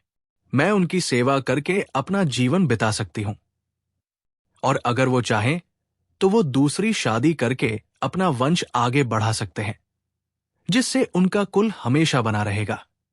इस एक जवाब में त्याग भी है, कर्तव्य भी है, और कुल की रक्षा का भाव भी। अब बीरबल ने अपना फैसला सुनाया। जहां पनाह, मेरे विचार से न्याय बहुत साफ है। सेठ की शर्त का असली विजेता ज्ञान है, क्योंकि उसने संपत्ति का सही मूल्य समझा। लेकिन शादी सिर्फ शर्त से नहीं, बल्कि जोड़ों की आपसी समझ से भी तय होनी चाहिए। रूपा को खूबसूरती पसंद है, और प्रेम भी ऊपरी दिखावे पर यकीन करता है। सोना को दौलत का लालच है, और प्रेम भी दौलत का भूखा है। शायद इन दोनों का जोड़ा बेहतर बने, लेकिन ज्ञान, जिसने एक दाने से पूरा खलिहान बना दिया, उसकी गहरी सोच और समझदारी का मुकाबला सिर्फ हीरा ही कर सकती है, जिसने एक जवाब में अपने पूरे भविष्य और कर्तव्य का नक्शा खींच दिया। ये दोनों एक दूसरे के लिए ही बने हैं। जहां पनाह, असली हीरा तो ज्ञान को ही मिलना चाहिए। बीरबल का यह फैसला सुनकर पूरा दरबार वाह वाह कर उठा। उन्होंने न सिर्फ रोटी की पहेली सुलझाई, बल्कि तीनों जोड़ों का भविष्य भी तय कर दिया था। शहंशाह अकबर इस न्याय से बहुत प्रसन्न हुए। उन्होंने बीरबल की बुद्धिमानी की खूब तारीफ की। सेठ हरकिशन दास को भी अपनी गलती का एहसास हुआ, और उसने बीरबल के फैसले को सिर झुकाकर मान लिया। ज्ञान और हीरा की शादी बड़ी धूमधाम से हुई, और कहते हैं कि प्रेम और सोना की भी शादी हो गई। लेकिन उनकी कहानी में दौलत की खनक ज्यादा थी और प्यार की मिठास कम। ये कहानी हमें सिखाती है कि सच्ची संपत्ति या सच्ची खूबसूरती बाहरी चीजों में नहीं, बल्कि हमारी सोच, हमारी बुद्धि और हमारे चरित्र में होती है। और एक समझदार साथी दुनिया की किसी भी दौलत से बढ़कर होता है। कहानी 5। शहंशाह जलालुद्दीन मोहम्मद अकबर का नाम इतिहास में सिर्फ इसलिए स्वर्ण अक्षरों में नहीं लिखा गया कि उन्होंने एक विशाल साम्राज्य पर राज किया, बल्कि इसलिए भी कि वो ज्ञान के भूखे थे। वो हर धर्म, हर मजहब, हर दर्शन को समझना चाहते थे। उनके दरबार में नवरत्नों की महफिलें सजती थी, जहां ज्ञान की गंगा बहती थी। लेकिन इस ज्ञान की गंगा के सबसे बड़े नाविक थे बीरबल। अकबर बीरबल को अपना सबसे करीबी दोस्त, अपना सबसे भरोसेमंद सलाहकार मानते थे। लेकिन उनके मन के किसी कोने में एक छोटी सी बात हमेशा खटकती थी। बीरबल एक साधारण ब्राह्मण परिवार से थे, कोई बड़े ज्ञानी या राजगुरु नहीं। अकबर अक्सर सोचते थे, क्या बीरबल सच में इतने ज्ञानी हैं? या वो सिर्फ अपनी हाजिर जवाबी से मेरा दिल जीत लेते हैं? क्या वो मेरे दोस्त और सेवक से बढ़कर मेरे गुरु बनने के भी काबिल हैं? एक गुरु जो बादशाह को सिर्फ सल्तनत चलाना न सिखाए, बल्कि जीवन का असली मर्म समझाए। एक गुरु जो बादशाह को उसके अहंकार के अंधेरे से निकालकर ज्ञान के प्रकाश में ले जाए। अकबर ऐसे ही गुरु की तलाश में थे। इसी बीच ईरान से एक बहुत बड़े सूफी संत शेख आलम आगरा की यात्रा पर आए। शेख आलम का ज्ञान और उनकी रूहानियत की चर्चाएं दूर दूर तक फैली थी। अकबर उनके व्यक्तित्व से बहुत प्रभावित हुए। उन्होंने शेख आलम को अपना गुरु बनाने का निश्चय कर लिया और उन्हें शाही मेहमान के तौर पर महल में ही रुकने का आग्रह किया। शेख आलम के आने से दरबार का माहौल बदल गया। अब ज्यादातर समय धार्मिक और दार्शनिक बहसों में गुजरने लगा। अकबर घंटों तक शेख आलम के चरणों में बैठकर उनसे ज्ञान की बातें सुनते।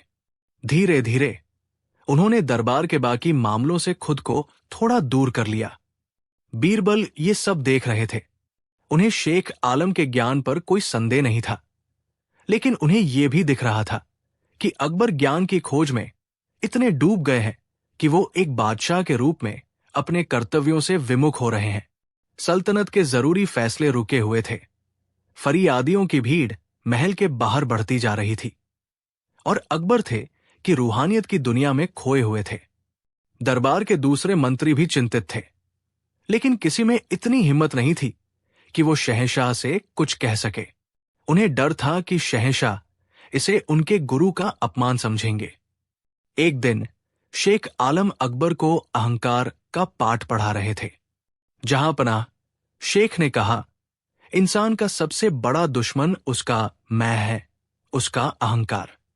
जिस दिन इंसान अपने मैं को मार देता है, उसी दिन उसे खुदा का दीदार होता है। ये तख्त, ये ताज, ये सल्तनत, ये सब मोहमाया है।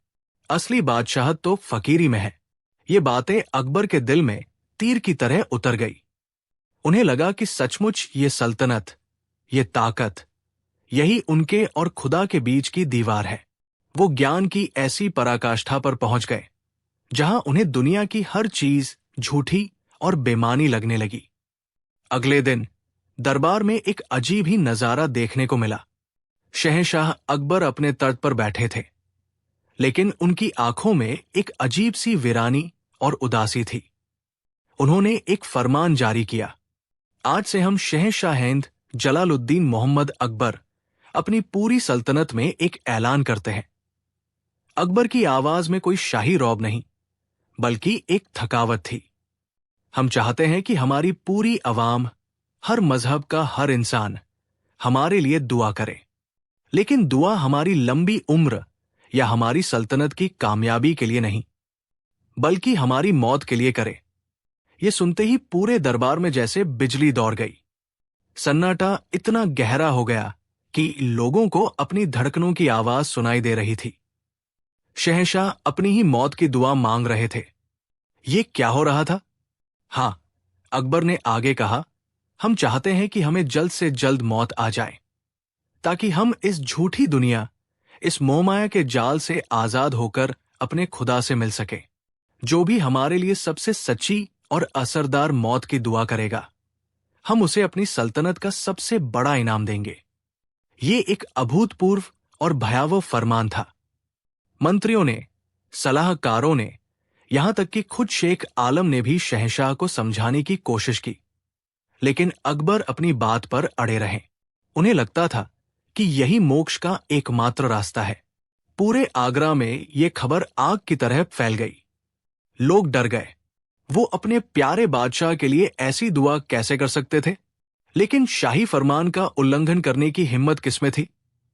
मजबूरी में मस्जिदों, मंदिरों और गुरुद्वारों में लोग इकट्ठा तो हुए, लेकिन किसी के दिल से अपने बादशाह के लिए मौत की दुआ नहीं निकल रही थी।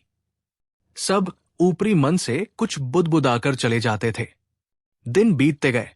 अकबर हर रोज दरबार में आते और पूछते, क्या किसी की दुआ कबूल हुई? क्या फरिश्ते मेरी जान लेने आए? लेकिन हर बार जवाब ना में ही मिलता। इस सब से अकबर की उदासी और बेचैनी और बढ़ती जा रही थी। उन्हें लग रहा था कि शायद उनकी आवाम उनसे सच्चा प्यार नहीं करती, इसीलिए उनकी दुआओं में असर नहीं है। सल्तनत का कामकाज पूरी तरह से ठप हो गया था। ऐसा लग रहा था जैसे मुगलिया सल्तनत का सूरज डूबने वाला है। और इन सब के दौरान बीरबल खामोश थे। वो हर रोज दरबार में आते, ये सब देखते और बिना कुछ कहे चले जाते। उनकी ये खामोशी बाकी दरबारियों को खल रही थी। उन्हें लग रहा था कि बीरबल भी अब डर गए हैं और उनके पास भी इस समस्या का कोई हल नहीं है। एक हफ्ता बीत गया। उस दिन जुमे का दिन था। अकबर दरबार में आए और उन्होंने वही सवाल दोहराया, क्या आज भी कोई खबर नहीं? सबने में सिर झुका दिया। अकबर का चेहरा निराशा से और भी स्याह हो गया। तभी दरबार के दरवाजे पर शोर हुआ। 2 सिपाही एक आदमी को घसीटते हुए अंदर ला रहे थे। वो आदमी कोई और नहीं, बीरबल थे। लेकिन आज वो अपनी शाही पोशाक में नहीं थे। उन्होंने फटे पुराने मैले कुचैले कपड़े पहने हुए थे। उनके बालों में धूल थी और उनके हाथ में एक टूटी हुई पुरानी चप्पल थी। उन्हें इस हालत में देखकर पूरा दरबार हैरान रह गया। ये क्या बदतमीजी है? अकबर गरजा, बीरबल, तुम्हारी ये क्या हालत है? और तुम इस नापाक चप्पल को लेकर दरबार में कैसे घुस आए? बीरबल ने हाफते हुए, बहुत ही गुस्से में दिखने का नाटक करते हुए कहा, जहां पनाह, आज आप मेरे रास्ते में मत आइए। आज मैं इस आदमी को जान से मार दूंगा। इसने मेरा वो नुकसान किया है जिसकी भरपाई कोई नहीं कर सकता। ये कहकर बीरबल ने अपनी टूटी चप्पल हवा में लहराई। कौन है वो आदमी? अकबर ने पूछा।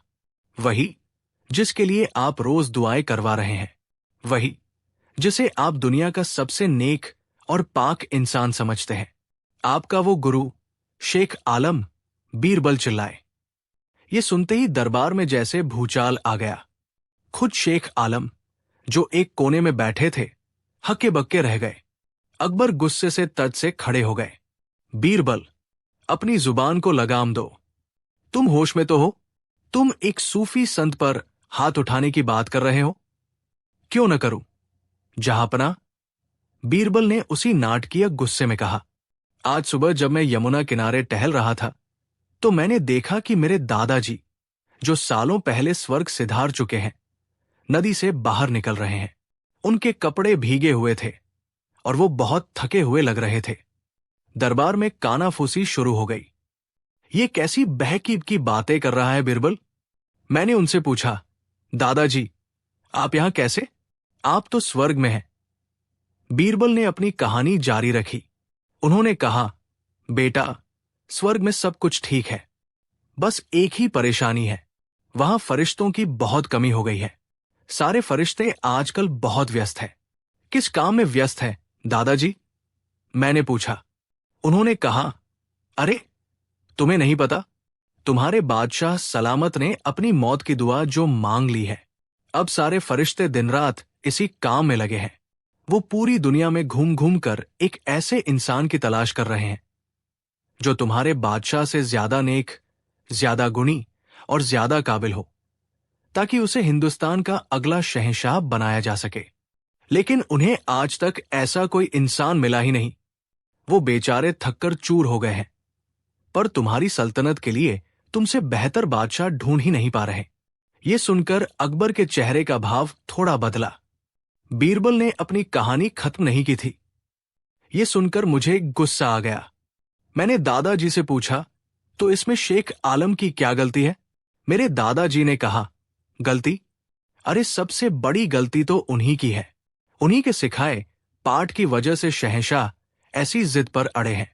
अगर वो शहंशाह को ये सिखाते कि एक बादशाह का धर्म फकीरी लेना नहीं, बल्कि अपनी अवाम की सेवा करना है, तो आज फरिश्तों को इतनी मेहनत नहीं करनी पड़ती।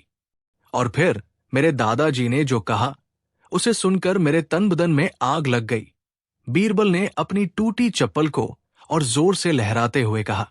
उन्होंने कहा, बेटा, स्वर्ग में मेरे एक दोस्त है जो शेख आलम के परदादा है। वो मुझसे रोज शिकायत करते हैं। वो कहते हैं कि उनका पोता शेख आलम दुनिया में जाकर लोगों को गलत पाठ पढ़ा रहा है। अगर कोई शहंशाह अपनी जिम्मेदारियां छोड़कर मौत मांगने लगे तो ये सबसे बड़ा अधर्म है। मेरे दोस्त शेख आलम के परदादा इतने गुस्से में हैं कि उन्होंने कहा है कि अगर अगली बार शेख आलम उन्हें स्वर्ग में दिखे तो वो उन्हें इसी टूटी चप्पल से पीटेंगे, क्योंकि उन्होंने एक महान बादशाह को गुमराह किया है। तो जहां पनाह, बीरबल ने अपनी बात खत्म करते हुए कहा, ये चप्पल मेरी नहीं है, ये तो शेख आलम के परदादा जी की अमानत है, जो उन्होंने मेरे दादाजी के हाथों मेरे पास भिजवाई है। अब आप ही बताइए, क्या मुझे ये अमानत उसके असली हकदार तक नहीं पहुंचानी चाहिए? कहानी खत्म हो चुकी थी। दरबार में गहरा, बहुत गहरा सन्नाटा था। लेकिन ये डर का सन्नाटा नहीं था, ये उस सच्चाई को समझने का सन्नाटा था जो सबके सामने नंगी खड़ी थी। शेख आलम का चेहरा शर्म से झुक गया था।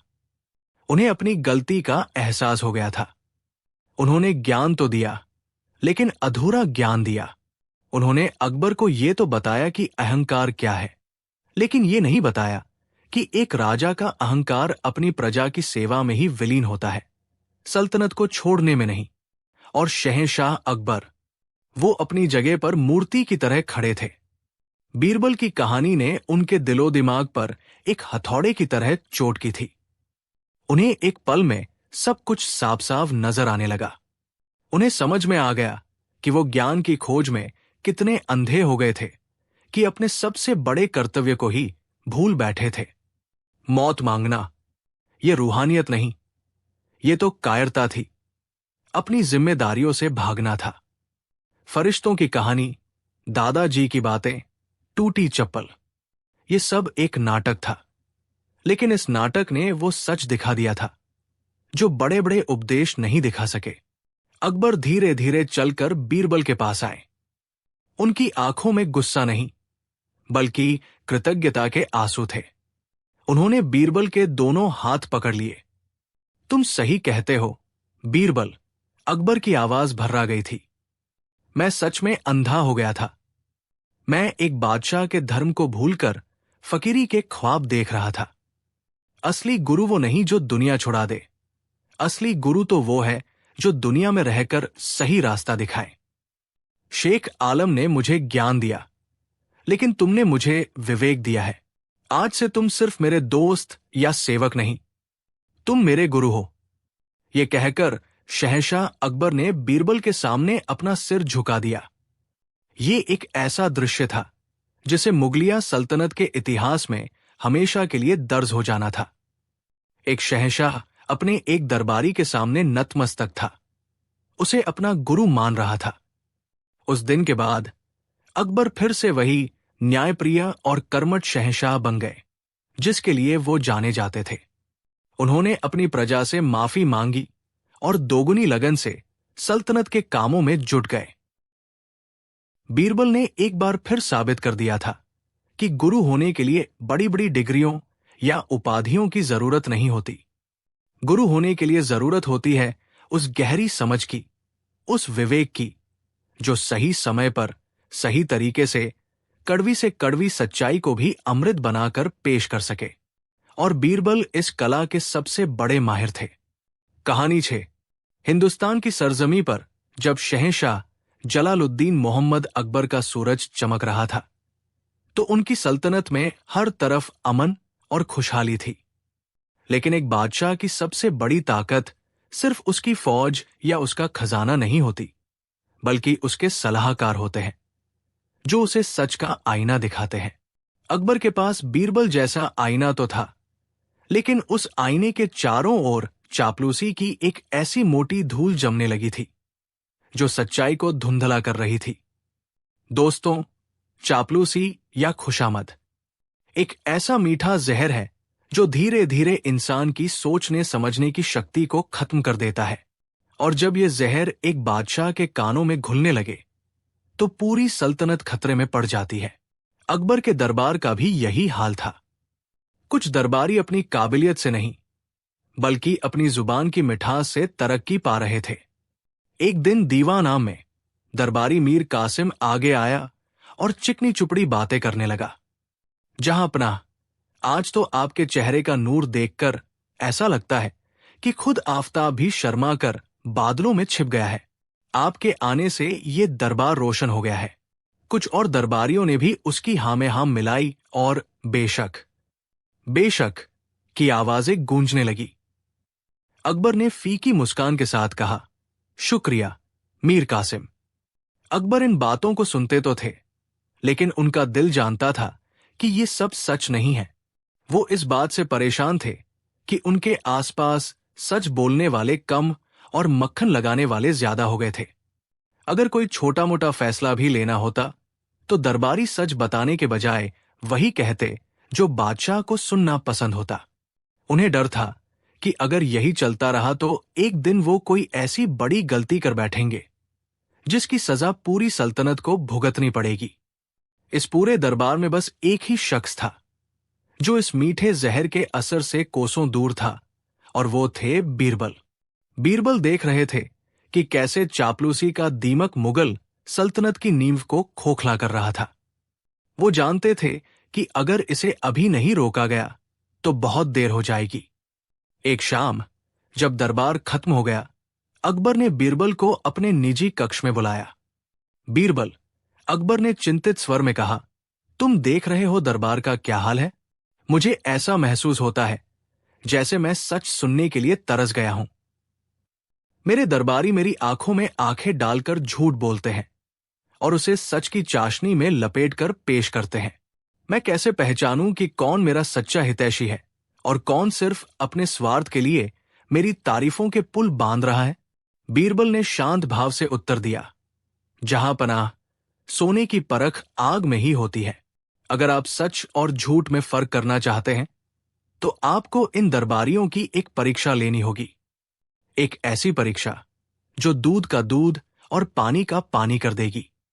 अकबर उत्सुकता से बोले, कैसी परीक्षा बीरबल? बीरबल ने एक रहस्यमयी मुस्कान के साथ कहा, जहां पनाह, इसके लिए आपको मेरा साथ देना होगा। आपको एक छोटा सा नाटक करना होगा। एक ऐसा नाटक जो इन खुशामदी दरबारियों के चेहरों से नकाब उतार देगा। क्या आप तैयार हैं? अकबर बीरबल की योजना जानने के लिए बेचैन हो उठे। उन्होंने हामी भर दी। अगले दिन बीरबल ने अपनी योजना पर काम करना शुरू कर दिया। महल के पीछे एक जमीन का टुकड़ा काफी समय से खाली पड़ा था। वो न तो उपजाऊ थी और न ही खूबसूरत। कहीं सूखी घास थी, कहीं जंगली पौधे उगाए थे, और जमीन भी उबड़ खाबड़ थी। बीरबल ने कुछ मजदूरों को बुलाकर उस जमीन पर बेतरतीब ढंग से कुछ मुरझाए हुए फूल और टेढ़ी मेढ़ी क्यारियां बनवा दी। 2-4 जगह सूखे फव्वारे भी लगा दिए गए।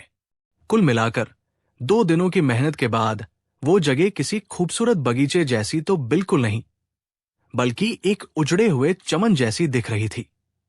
जब काम पूरा हो गया तो बीरबल अकबर के पास पहुंचे और बोले, जहां पनाह, परीक्षा का मंच तैयार है।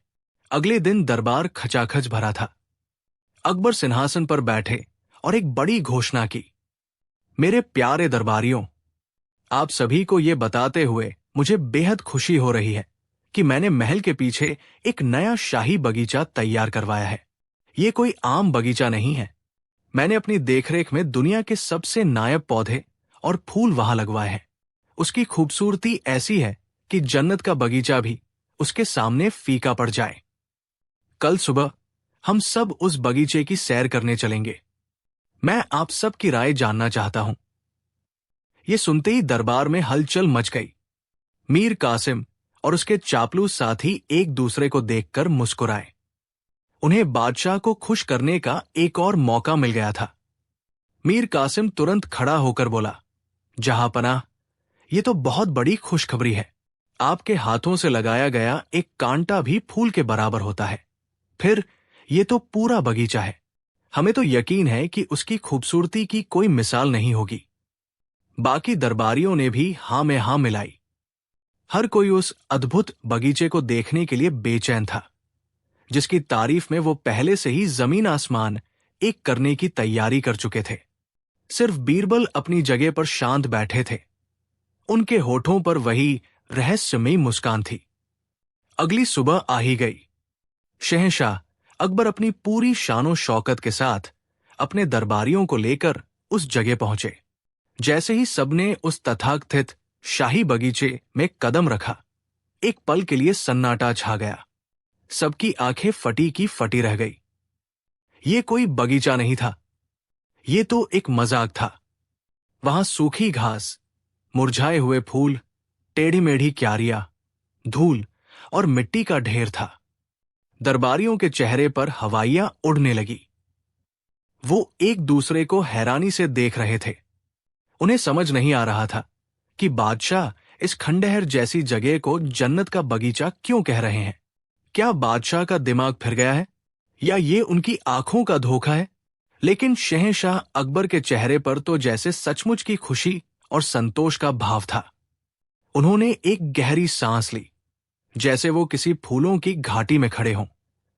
सुभान अल्लाह, वाह, क्या नजारा है! अकबर ने मंत्रमुग्ध होने का अभिनय करते हुए कहा। मैंने कहा था ना, ऐसा बगीचा पूरी दुनिया में नहीं होगा। देखो तो इन फूलों का रंग, ऐसी रंगत तो इंद्रधनुष में भी नहीं होती। और ये खुशबू, लगता है जैसे फरिश्तों ने यहां इत्र छिड़क दिया हो। ये सुनकर दरबारियों के होश उड़ गए।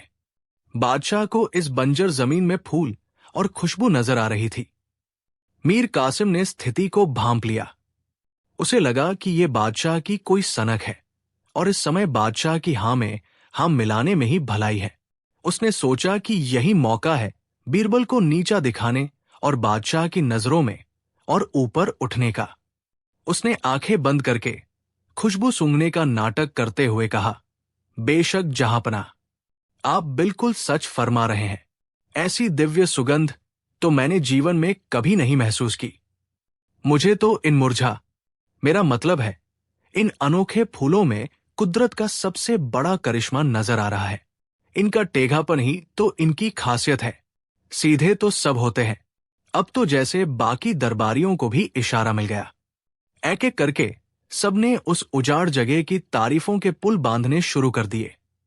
एक दरबारी बोला, जहांपनाह, देखिए तो जरा, इस सूखी जमीन का रंग कितना सुनहरा है। लगता है जैसे किसी ने यहां सोने का वर्क बिछा दिया हो। दूसरे दरबारी ने कहा, और ये जंगली घास, अरे ये जंगली घास नहीं, ये तो कोई बेशकीमती जड़ी बूटी लगती है जिसे सिर्फ पारखी नजर ही पहचान सकती है। मीर कासिम ने एक सूखे फव्वारे की ओर इशारा करते हुए कहा, और ये फव्वारा, क्या कलाकारी है! बिना पानी के भी ये इतना खूबसूरत लग रहा है। सोचिए, जब इसमें से पानी की जगह शहद और दूध की धारा बहेगी, जैसा कि आपने सोचा होगा, तो क्या आलम होगा। ये चापलूसी का एक ऐसा घिनौना प्रदर्शन था जिसे देखकर किसी को भी शर्म आ जाए। हर कोई एक दूसरे से बढ़-चढ़ कर झूठ बोल रहा था। वो उन कांटों को फूल बता रहे थे, उस धूल को चंदन और उस बदहाली को खूबसूरती की मिसाल। अकबर मन ही मन मुस्कुरा रहे थे, लेकिन चेहरे पर गंभीरता बनाए हुए थे। वो सबकी बातें बड़े ध्यान से सुन रहे थे और सिर हिला रहे थे। इस पूरे तमाशे के दौरान बीरबल चुपचाप एक कोने में खड़े सब कुछ देख रहे थे। उनके चेहरे पर कोई भाव नहीं था, बस एक गहरी और शांत नजर थी जो हर किसी के झूठ को तौल रही थी। जब लगभग सभी दरबारी अपनी अपनी कल्पना के घोड़े दौड़ा चुके, तब अकबर बीरबल की ओर मुड़े। बीरबल, तुम चुप क्यों हो?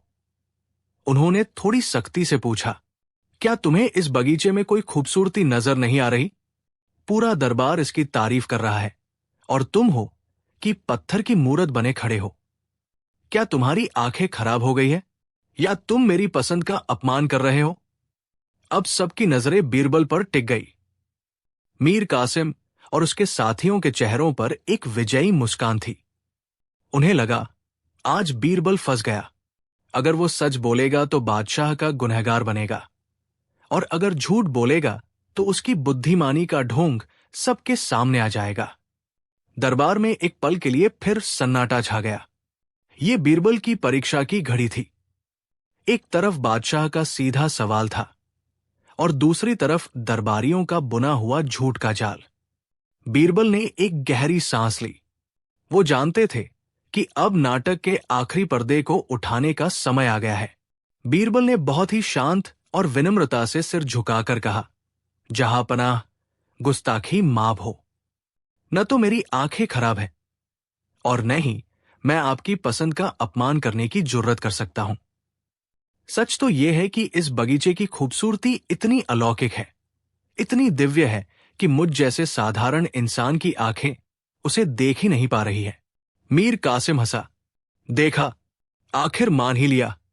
बीरबल ने अपनी बात जारी रखी, जहांपनाह, मैंने सुना है कि ऐसी दिव्य और पवित्र चीजों को देखने के लिए इंसान का मन और आत्मा भी पवित्र होनी चाहिए।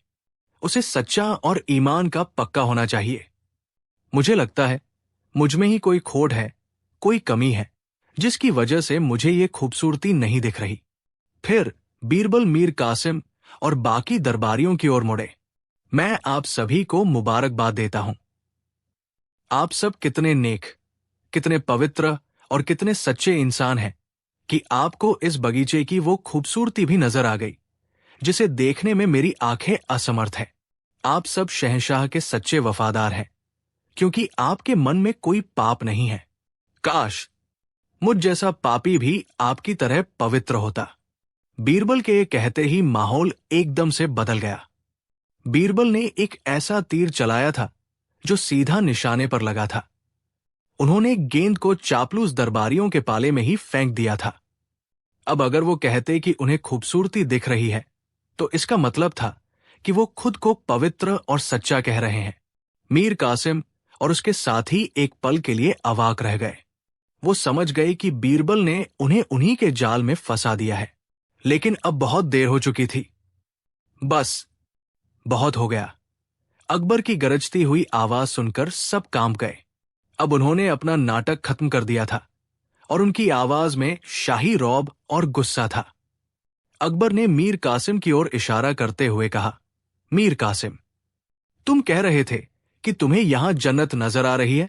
तुम कह रहे थे कि ये कांटे फूल है और ये सूखी मिट्टी सोना है। मीर कासिम का चेहरा पीला पड़ गया।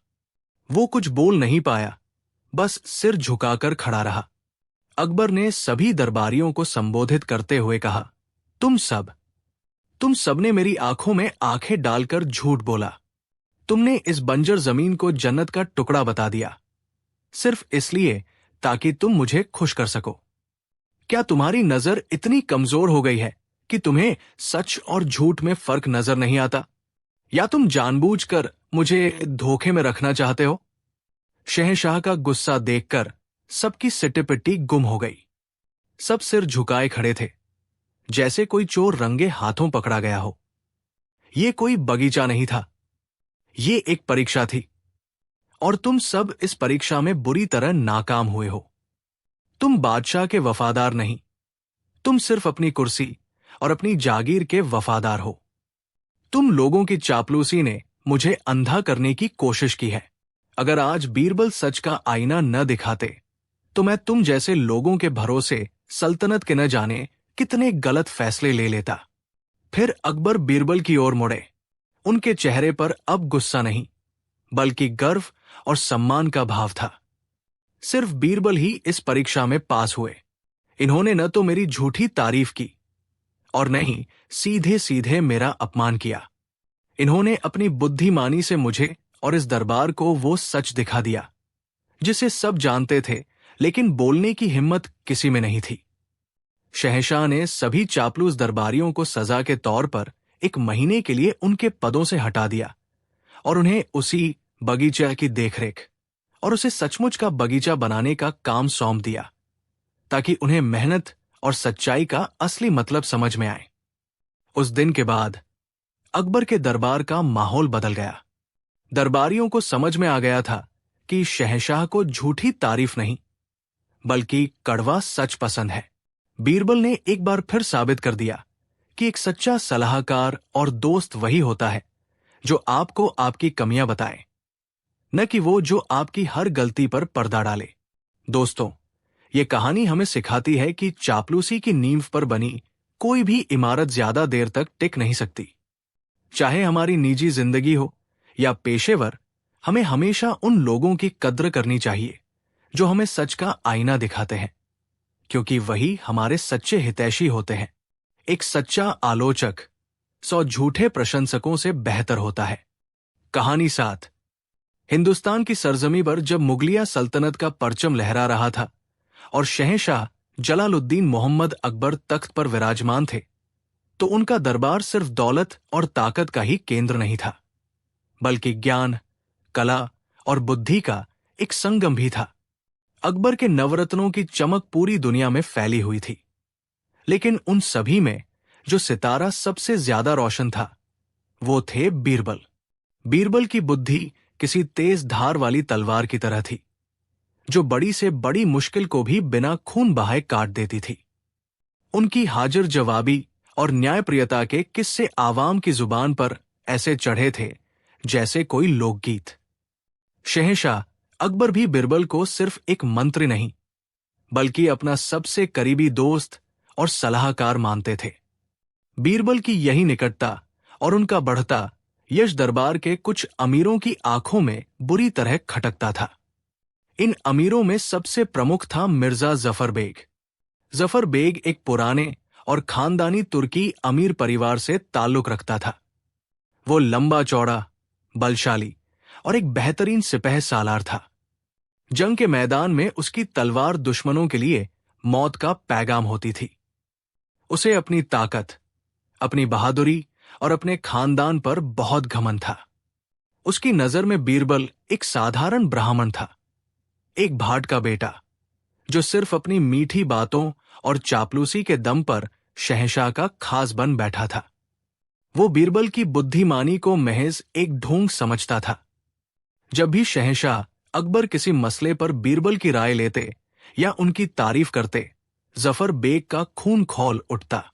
उसे लगता था कि सल्तनत के फैसले तलवार की नोक पर होने चाहिए, न कि किसी मसखरे की बातों पर। वो मौके की तलाश में था, एक ऐसे मौके की जब वो पूरी सल्तनत के सामने बीरबल को जलील कर सके और शहंशाह को दिखा सके कि दिमागी ताकत जिस्मानी ताकत के सामने कुछ भी नहीं है। और एक दिन उसे ये मौका मिल ही गया। दरबार एक खास लगा हुआ था। काबुल से आए एक दूत ने सरहद पर चल रहे एक जटिल विवाद को शहंशाह के सामने रखा। दरबार के बड़े बड़े सूरमा और सलाहकार घंटों तक बहस करते रहे, लेकिन कोई हल नहीं निकल पा रहा था। मामला इतना पेचीदा था कि लग रहा था कि अब जंग के सिवा कोई चारा नहीं है। तभी अकबर ने बीरबल की ओर देखा। बीरबल, जो अब तक खामोशी से सब सुन रहे थे, आगे आए। उन्होंने केवल 5 मिनट तक अपनी बात रखी और एक ऐसा रास्ता सुझाया जिससे सांप भी मर जाए और लाठी भी न टूटे। उनका हल सुनकर काबुल का दूत भी दंग रह गया और शहंशाह अकबर का चेहरा गर्व से खिल उठा।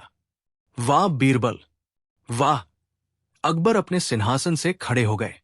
तुम्हारे दिमाग में सचमुच कोई जादू है। जो काम बड़ी बड़ी तलवारें नहीं कर सकती, वो तुम्हारी जुबान कर देती है। हमें तुम पर नाज है। ये तारीफ जफर बेग के सीने में एक तीर की तरह लगी। उसका सब्र का बांध टूट गया। वो अपनी जगह से उठा और उसकी भारी आवाज पूरे दरबार में गूंज गई। 1 मिनट जहांपना। दरबार में सन्नाटा छा गया। जफर बेग का चेहरा गुस्से से लाल था और उसकी आंखें अंगारों की तरह दहक रही थी। गुस्ताखी माफ हो, शहंशाह, लेकिन आप हर बार इस भाट की झूठी तारीफ करके हम जैसे वफादार सिपाहियों की तौहीन करते हैं, जिन्होंने इस सल्तनत के लिए अपना खून बहाया है। अकबर हैरान रह गए। मिर्जा जफर बेग, ये तुम क्या कह रहे हो? अपनी हद में रहो। मैं अपनी हद में ही हूं। जहां पनाह, जफर बेग ने बीरबल की ओर घृणा से देखते हुए कहा। आप इसके दिमाग की तारीफ करते हैं, इसकी चतुराई के गीत गाते हैं, लेकिन मेरे लिए इसकी तथाकथित बुद्धि इस कच्ची ईंट से ज्यादा कुछ नहीं है। ये कहते हुए उसने अपने एक सेवक को इशारा किया। वो सेवक दरबार में एक खुरदुरी, बेडौल, भट्ठे से निकली कच्ची ईंट ले आया। जफर बेग ने उस ईंट को अपने हाथ में उठाया और बीरबल के सामने जमीन पर पटक दिया। ये देखो, वो गरजा, ये है तुम्हारे चहेते बीरबल की अक्ल की असलियत। भद्दी, खुरदुरी, साधारण और हर गली कूचे में मिलने वाली। इसमें कोई कला नहीं, कोई नफासत नहीं। जैसे ये ईंट सिर्फ दीवारें बनाने के काम आती है, वैसे ही इसकी बुद्धि सिर्फ बातें बनाने के काम आती है। इसकी कोई असली कीमत नहीं है। पूरा दरबार स्तब्ध था। ये एक सीधा, नंगा और क्रूर अपमान था। बीरबल की बुद्धि को एक कच्ची ईंट के बराबर बताकर जफर बेग ने उनकी पूरी शख्सियत पर कीचड़ उछाल दिया था। कुछ दरबारी जो जफर बेग के खेमे के थे, दबी जुबान में मुस्कुरा रहे थे। उन्हें लग रहा था कि आज बीरबल का खेल खत्म हो गया।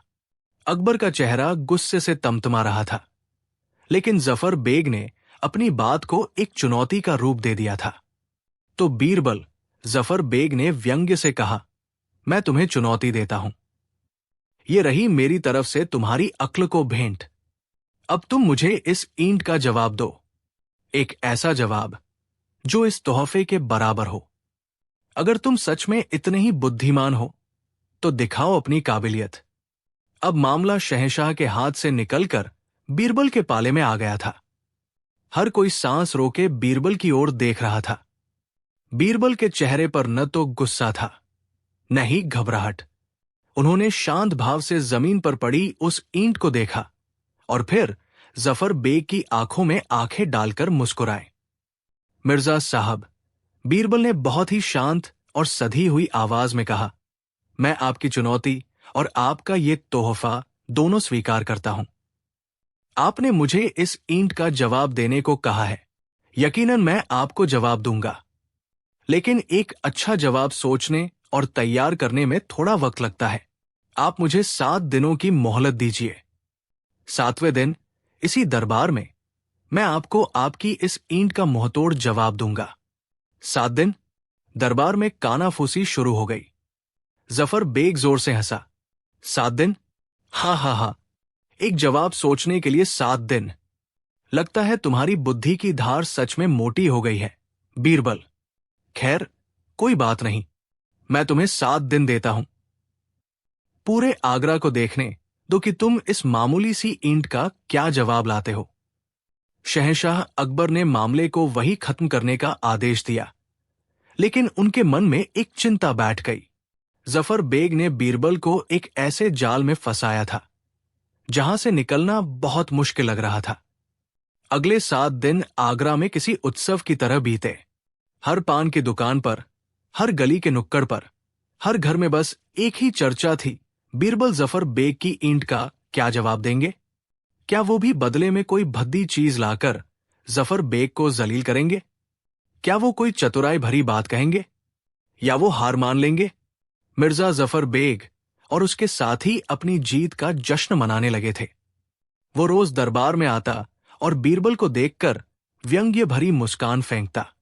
उसे पूरा यकीन था कि बीरबल या तो कोई बेवकूफी भरा जवाब देगा या फिर माफी मांग लेगा, और दोनों ही सूरतों में जीत उसी की होगी।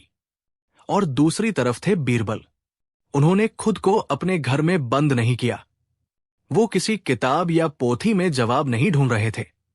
उनका व्यवहार बिल्कुल सामान्य था, लेकिन कुछ लोगों ने उन्हें आगरा के सबसे बेहतरीन कारीगरों, संतराशों और जौहरियों के बाजार में घूमते हुए देखा था। वो घंटों तक कारीगरों से बात करते, उनके औजार देखते और पत्थरों की परख करते। किसी को समझ नहीं आ रहा था कि बीरबल आखिर कर क्या रहे हैं।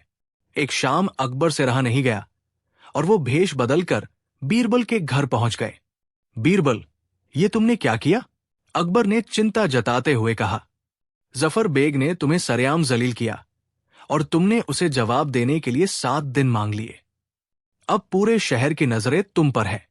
अगर तुम्हारा जवाब फीका रह गया तो सिर्फ तुम्हारी नहीं, मेरी भी तौहीन होगी। बीरबल मुस्कुराए। जहां पनाह, आप व्यर्थ ही चिंता कर रहे हैं। जहर को जहर से काटना हमेशा सही नहीं होता। कभी कभी जहर का इलाज अमृत से भी करना पड़ता है। आप बस 7वें दिन का इंतजार कीजिए। जवाब ऐसा होगा कि मिर्जा जफर बेग उसे जिंदगी भर नहीं भूल पाएगा। बीरबल के आत्मविश्वास ने अकबर को थोड़ा शांत तो किया, लेकिन उनके दिल में एक धुक धुकी लगी रही। आखिरकार 7वां दिन आ ही गया। उस दिन दीवान आम खचाखच भरा हुआ था। तिल रखने की जगह नहीं थी। आम जनता भी इस ऐतिहासिक शास्त्रार्थ को देखने के लिए उमड़ पड़ी थी। मिर्जा जफर बेग अपने सबसे कीमती पोशाक में किसी विजेता की तरह शान से खड़ा था। उसके हाथ में वही भद्दी कच्ची ईंट थी। जैसे ही बीरबल ने दरबार में प्रवेश किया, सबकी नजरें उन पर टिक गई। बीरबल के हाथ खाली थे। उनके चेहरे पर वही चिरपरिचित शांति और मुस्कान थी। जफर बेग आगे बढ़ा। तो बीरबल, 7 दिन पूरे हो गए। कहाँ है मेरी ईंट का जवाब? या तुम अपनी हार मानने आए हो? बीरबल मुस्कुराए। सब्र कीजिए मिर्जा साहब, सब्र। जवाब ही मिलेगा, और ऐसा मिलेगा कि आपकी रूह तक तृप्त हो जाएगी। ये कहकर बीरबल ने अपने 2 सेवकों को इशारा किया। वे दोनों सेवक मखमल के कपड़े से ढकी एक भारी वस्तु को बड़ी सावधानी से उठाकर दरबार के बीच में ले आए। उस वस्तु को एक तिपाई पर रख दिया गया। अब सबकी उत्सुकता चरम पर थी। उस मखमली पर्दे के पीछे क्या था? बीरबल आगे बढ़े। उन्होंने जफर बेग की आंखों में सीधे देखा। मिर्जा जफर बेग, बीरबल ने अपनी आवाज को बुलंद करते हुए कहा, आज से 7 दिन पहले आपने मेरी बुद्धि को इस कच्ची ईंट की संज्ञा दी थी। आपने कहा था कि यह भद्दी है, खुरदुरी है, साधारण है और इसमें कोई कला नहीं है। फिर बीरबल उस मखमली पर्दे के पास गए। आप काफी हद तक सही थे मिर्जा साहब। एक अपमान, एक बुरी बात कच्ची ईंट की तरह ही होती है। उसे फेंकना बहुत आसान होता है। उसके लिए किसी हुनर या अक्ल की जरूरत नहीं होती, बस थोड़ी सी नफरत और ताकत काफी है। यह कहकर बीरबल ने एक झटके में उस वस्तु के ऊपर से मखमली पर्दा हटा दिया। एक पल के लिए पूरा दरबार जैसे अंधा हो गया। तिपाई पर रखी उस चीज से ऐसी रोशनी फूट रही थी कि लोगों की आंखें चौंधिया गई। वो एक पत्थर था, लेकिन कोई साधारण पत्थर नहीं। वो मकराना के दूधिया संगमरमर का एक टुकड़ा था, जिसे किसी महान कलाकार ने तराशकर एक अद्भुत कलाकृति में बदल दिया था। वो पत्थर एक खिलते हुए कमल के फूल के आकार का था। उसकी हर एक पंखुड़ी इतनी बारीकी और नफासत से तराशी गई थी कि वो असली लग रही थी। पंखुड़ियों के किनारों पर सोने का बारीक काम किया गया था और फूल के बीचों बीच एक छोटा सा हीरा सूरज की रोशनी में जगमगा रहा था। उस पत्थर में खुरदुरापन नहीं, बल्कि रेशम जैसी चिकनाहट थी। वो भद्दा नहीं, बल्कि इतना खूबसूरत था कि उसे देखकर जुबान से सिर्फ सुभान अल्लाह ही निकल सकता था। दरबार में एक गहरा सन्नाटा छा गया। लोग उस अद्भुत कलाकृति को देखते ही रह गए। अब बीरबल की आवाज पूरे दरबार में गूंजी। मिर्जा साहब, हमारे यहां एक कहावत है, ईंट का जवाब पत्थर से देना चाहिए। मैंने भी आपकी ईंट का जवाब पत्थर से ही दिया है। बीरबल ने जफर बेग के हाथ में रखी ईंट की ओर इशारा किया। यह है आपकी ईंट और यह है मेरा पत्थर। आपकी ईंट कच्ची है, मेरा पत्थर तराशा हुआ है। आपकी ईंट नफरत और जल्दबाजी का प्रतीक है, मेरा पत्थर सब्र और हुनर का प्रतीक है। आपकी ईंट को बनाने में कुछ घंटे लगे होंगे, मेरे इस पत्थर को तराशने में 7 दिन और 7 रातें लगी है। आपकी ईंट की कीमत कुछ सिक्के भी नहीं है, मेरे इस पत्थर की कीमत अनमोल है। बीरबल जफर बेग के करीब आए और उसकी आंखों में झांकते हुए बोले, एक बुद्धिमान व्यक्ति अपमान का जवाब अपमान से नहीं देता मिर्जा। वो कीचड़ में उतरकर खुद को गंदा नहीं करता। वो अपमान को एक चुनौती की तरह लेता है और उसका जवाब अपनी काबिलियत से, अपनी रचनात्मकता से, अपनी श्रेष्ठता से देता है। तुमने मुझ पर जो ईंट फेंकी थी वो तुम्हारी सोच को दर्शाती है, कच्ची और अंगड़। और मैंने जो ये पत्थर पेश किया है ये मेरी सोच को दर्शाता है, परिष्कृत, कलात्मक और बहुमूल्य। एक अपमान कुछ दिनों में लोग भूल जाते हैं, लेकिन कला और ज्ञान की निशानी सदियों तक याद रखी जाती है। तो ये रहा आपकी ईंट का जवाब। एक ऐसा जवाब जो न तो शोर करता है और न ही चोट पहुंचाता है, लेकिन अपना संदेश सीधे दिल और दिमाग तक पहुंचाता है। ये कहकर बीरबल चुप हो गए। दरबार में कुछ पल तक मौत जैसा सन्नाटा छाया रहा। फिर अचानक तालियों की गड़गड़ाहट से पूरा दीवान-ए-आम गूंज उठा। लोग अपनी जगहों से खड़े हो गए थे और वाह बीरबल, वाह के नारे लगा रहे थे। मिर्जा जफर बेग का चेहरा शर्म से, अपमान से और अपनी हार से बिल्कुल सफेद पड़ गया था। उसके हाथ में पकड़ी वो कच्ची ईंट उसे अब दुनिया की सबसे भारी और सबसे भद्दी चीज लग रही थी। उसे महसूस हो रहा था जैसे वो ईंट नहीं, बल्कि अपनी खुद की छोटी सोच और अपना अहंकार उठाए खड़ा है। बीरबल ने उसे एक शब्द भी अपशब्द नहीं कहा था, लेकिन उसे ऐसा महसूस हो रहा था जैसे किसी ने उसे हजारों कोड़े मारे हों। उसकी आंखों के सामने उसकी बहादुरी, उसका खानदान, उसकी ताकत, सब कुछ उस तराशे हुए पत्थर की चमक के आगे फीका पड़ गया था। बीरबल ने उसे बिना लड़े ही हरा दिया था। शहंशाह अकबर अपने सिंहासन से उतरे। वो बीरबल के पास आए और उन्हें गले लगा लिया। बीरबल, आज तुमने सिर्फ एक अपमान का जवाब नहीं दिया है, अकबर ने भावुक होकर कहा, बल्कि तुमने पूरे दरबार को, पूरी सल्तनत को एक बहुत बड़ा सबक सिखाया है। तुमने सिखाया है कि असली ताकत तलवार चलाने में नहीं, बल्कि दिमाग चलाने में है। असली जीत किसी को नीचा दिखाने में नहीं, बल्कि खुद को ऊंचा उठाने में है। उस दिन के बाद मिर्जा जफर बेग फिर कभी दरबार में सिर उठाकर नहीं चल सका। बीरबल ने उसे ऐसा जवाब दिया था जो इतिहास में हमेशा के लिए दर्ज हो गया। ये कहानी हमें सिखाती है कि जब कोई आप पर नफरत या अपमान की ईंट फेंके तो बदले में ईंट फेंककर उसके स्तर तक गिरना जरूरी नहीं है। असली जवाब है उस ईंट को एक सीढ़ी बनाना और इतनी ऊंचाई पर पहुंच जाना जहां फेंकने वाले की आवाज भी आप तक न पहुंच सके।